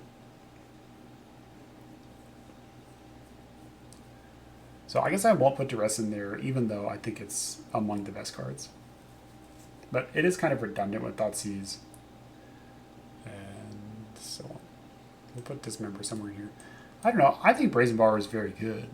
It's one of the few ways blue can affect the board. And it's a pretty quick clock. I want, if I'm playing blue, which I do sometimes, I want to have Brazen Borrower, Chrome-Seeded Host Shark, Ledger Shredder, and Vendetta Click, like all the time. Those are all cards that are either untap and win, or affect the board, or disrupt, and they're cheap, right? So like, that they're important to me. Because blue is so often so slow and it's just plodding, and I want to play the game very quickly. Skyclave is better than Palace Jailer. I think that's a very canny question, and one that I don't know the answer to it, and I'm not sure it will ever happen. But I think it's a good question to ask. And the question, if you didn't see it here, is how many iterations till Skyclave Apparition is better than Palace Jailer? There may come a day where that's the case, because that's an acknowledgement of the fact that Palace Jailer does have weakness, and Skyclave Apparition has a different weakness, but it's much less fragile as a weakness than Jailer is. And so, if you're thinking about stuff like that, I think you're in a good place. Yeah, I see the comment about these. I'll talk about them later. Like, Dismember is a good removal spell. Time Twister, it got so much better because of Shieldred and Orcish Spellmasters, and obviously Narset, Leovold kind of. If Hull Breacher was in, then Time Twister would be higher, but it's not, so it's lower, I guess. Lots of ways to use Time Twister. It's getting better and better every year. It's still hard for me to take highly. I think I would take basically every card over here over Time Twister. Is that true? I think I would take Twister over Force of Will, which means I'm going to knock it down here. Shallow Grave is maybe not. This is a card that's like interesting to talk about to me, because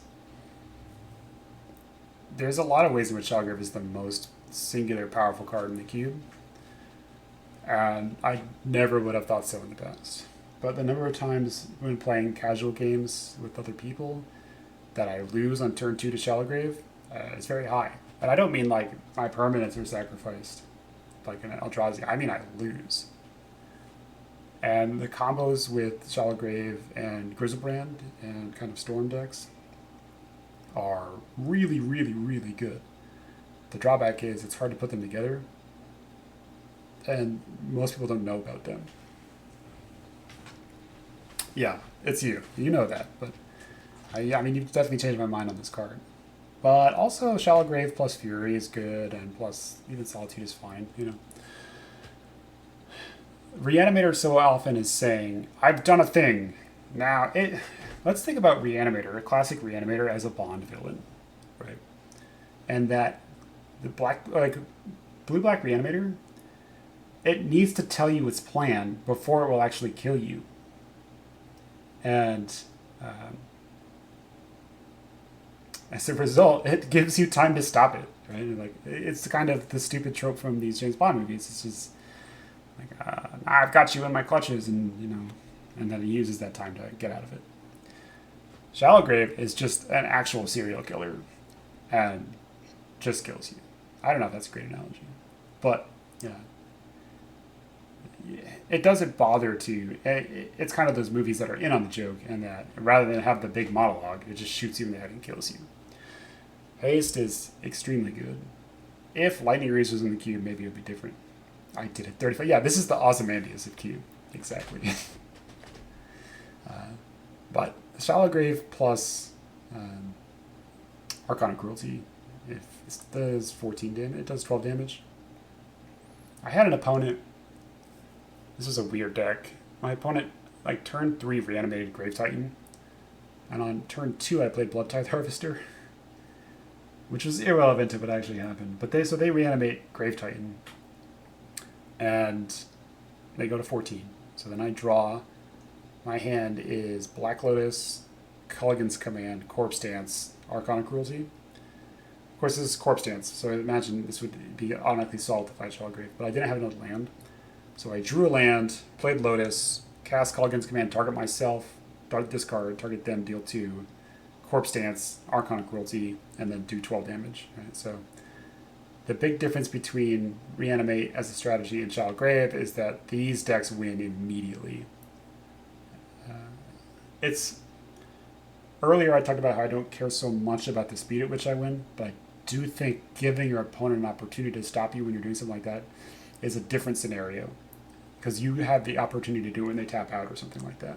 Whereas something like this lets you're always at the mercy of them on tapping and have an answer.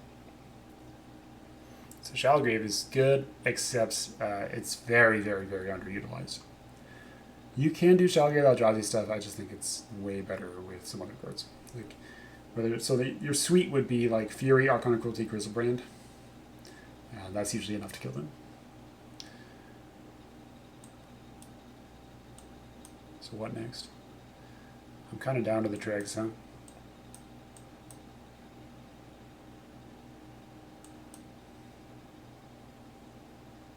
Oh, Fiery Confluence? It's good. I don't know how much to say about it. I think it's outside of this range, but it's still very good.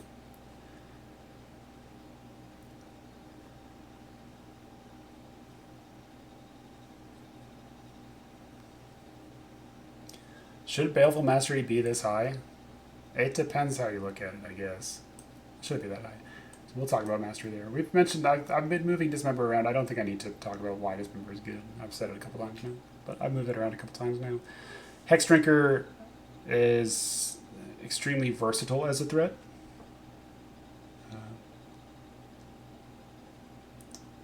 And it gives green something that it kind of lacks, which is something that once you get it, they can't really do anything about it. And green is pretty susceptible to removal, and Hex Drinker is, but again, if you prioritize something like Cradle, it's just massive. Yeah, you don't have to play into the removal though. The problem with Tree Speaker is it does nothing if you don't level it up. So as far as Recurring Nightmare, when I put that on a list, I Recurring Nightmare a lot of Fury just Salty that season. I just haven't done it as much.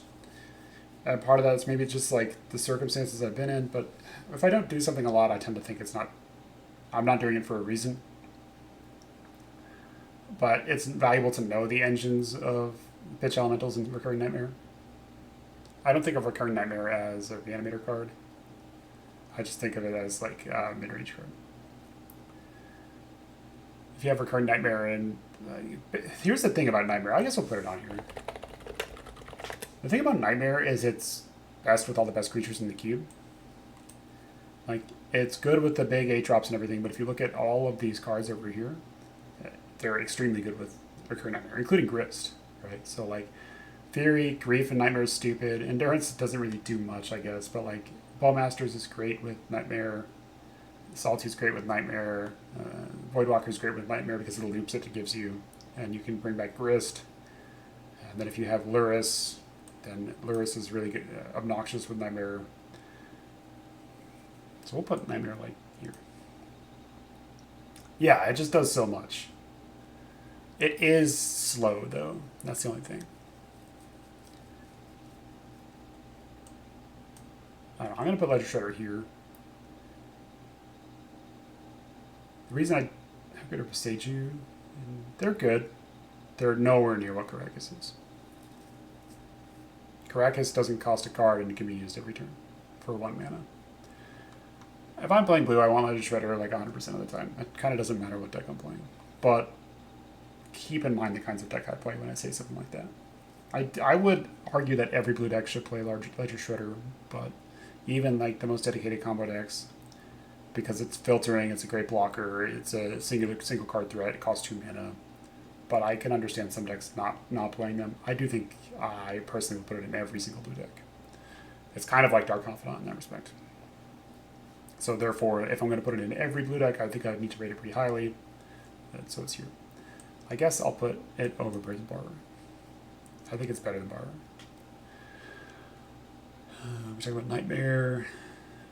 Why Baleful Mastery? And then are any of these cards going to make it? We'll say no. Ponder? No. Oh, no Preordain.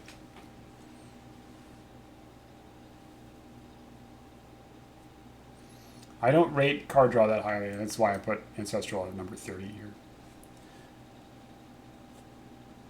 So, we'll do it like this. Lurrus is always a special case, but Elspeth continues to be the best white planeswalker and one of the best planeswalkers in the cube. And the jump mode on this is just horrifically underrated. It tends to just say +1 destroy target planeswalker, and then +1 generates something that next turn will destroy target planeswalker.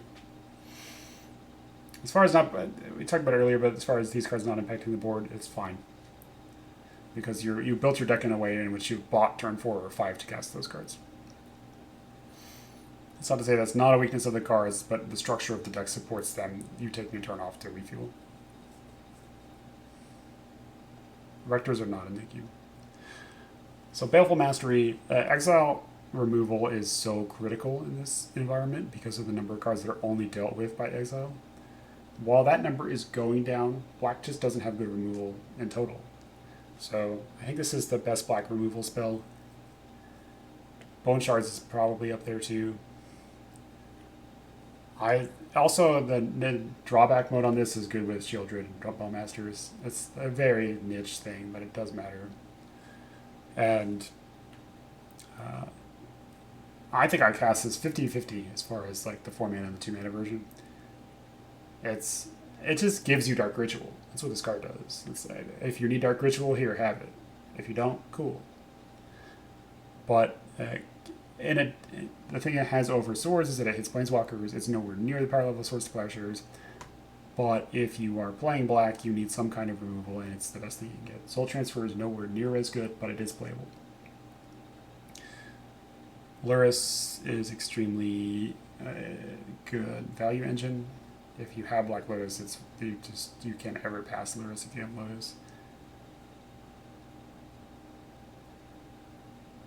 Yeah, you have to. A lot of the games are about worrying about right now, right?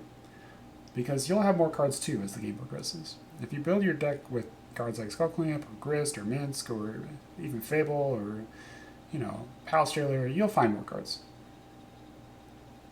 But you can't. One of the basic maxims that I had for a while was like, if you give me cards, if you give me mana, I can find a way to play the game.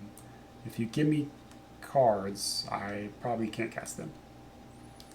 So that's why these cards are here, because they don't cost mana and they give me mana, and the cards that draw extra cards tend to be lower because I don't have the mana to use them.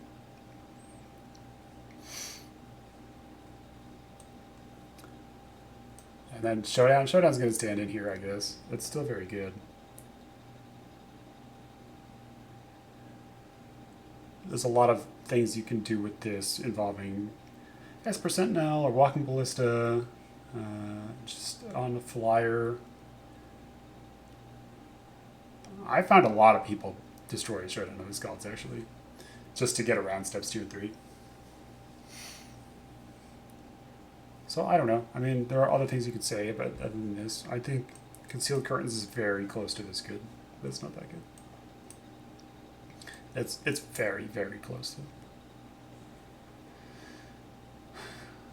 So if you were to parse this in total, the reason, if you look at like this area here, it does look like I prefer Jund, other than the white cards, and that's pretty true. I think the way in which green and black add disruption for the graveyard is more and more important.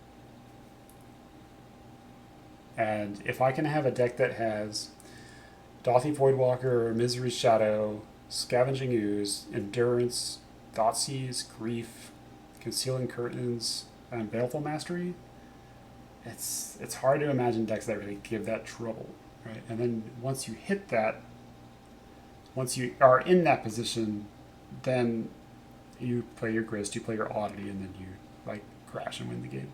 Wait, Animate Dead over Reanimate? No. Animate Dead is an okay card. When you have Lurrus, Recurring Nightmare? No. When you have Lurrus, it's notable that Animate Dead is in combo with Lurrus. I don't see other people do it, so I do like to say it. I guess I give away all my tech for free, but there are fewer sacrifice outlets in the cube now, but if you have like Goblin Bombardment and Lurrus and Animate Dead, you can get these weirdo loops where I was Gaunting my opponent every turn by Animate Dead and Gaunty, and then sacking it to Bombardment, and then just recasting Animate Dead over and over.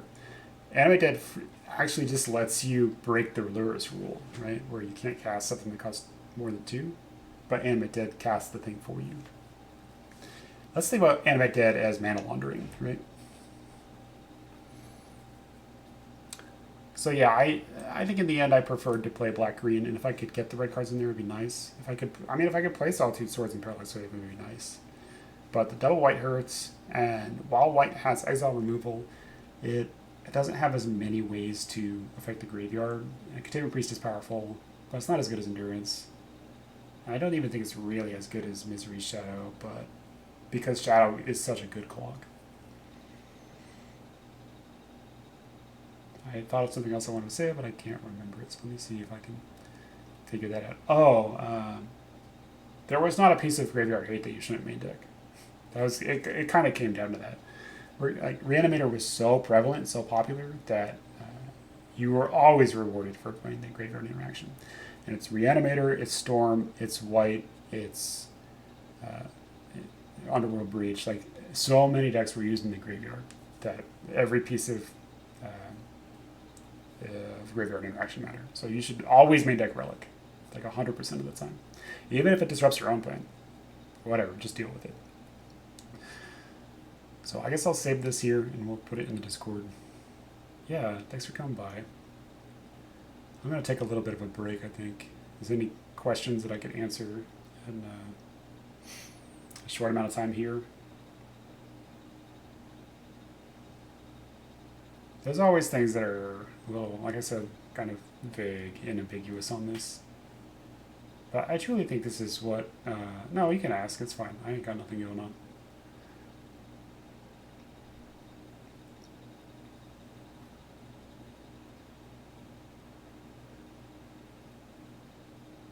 Oh, there. That is a long question.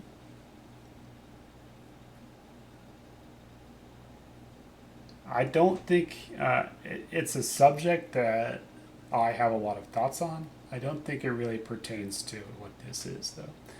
If you would like to see what I'm working on for Vintage Cube, you can feel free to draft with us whenever we do, and I think we will be drafting shortly.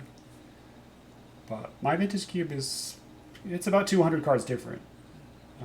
So it's quite a bit different.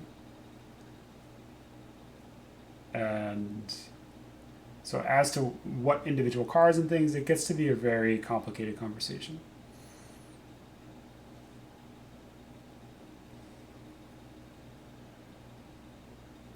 Cube plays more fair magic. What's funny is I get that, but the combo decks are on another level. They're just not really tapped into yet.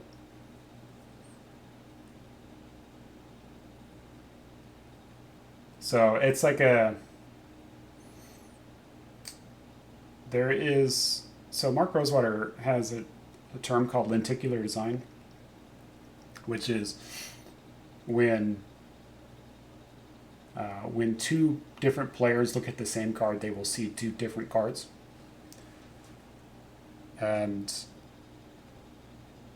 it's interesting because a lot of the crafting of my current vintage cube, which I've done a lot with Appa in particular, so I have to credit him on helping with a lot of combo ideas, because I'm a fair magic guy, you know, and he's much more familiar with the unfair magic. And the decks that we have played and brewed that are definitely draftable uh, are crazy powerful, but they're very different than the decks I've watched people draft. And part of that's just familiarity, and part of that's personal preference. You know, some people don't. I think what happens if you conglomerate a lot of people that play a lot of cube is that there is a tendency to trend towards mid-range decks because they have historically been the most winning decks. And so if you get a lot of the best cube players, that's where their mind starts, right? There are players that really love combo and they do well with it too. So I think more often than not, the kind of default mode is like Jund or Mono White.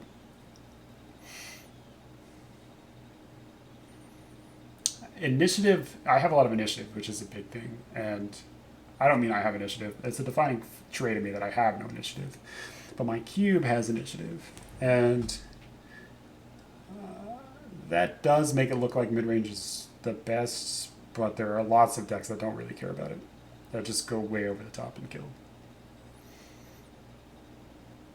Alright, I'm going to walk away for a bit. I'm going to keep the stream on. I'll leave this up. I'm going to go post this, I guess.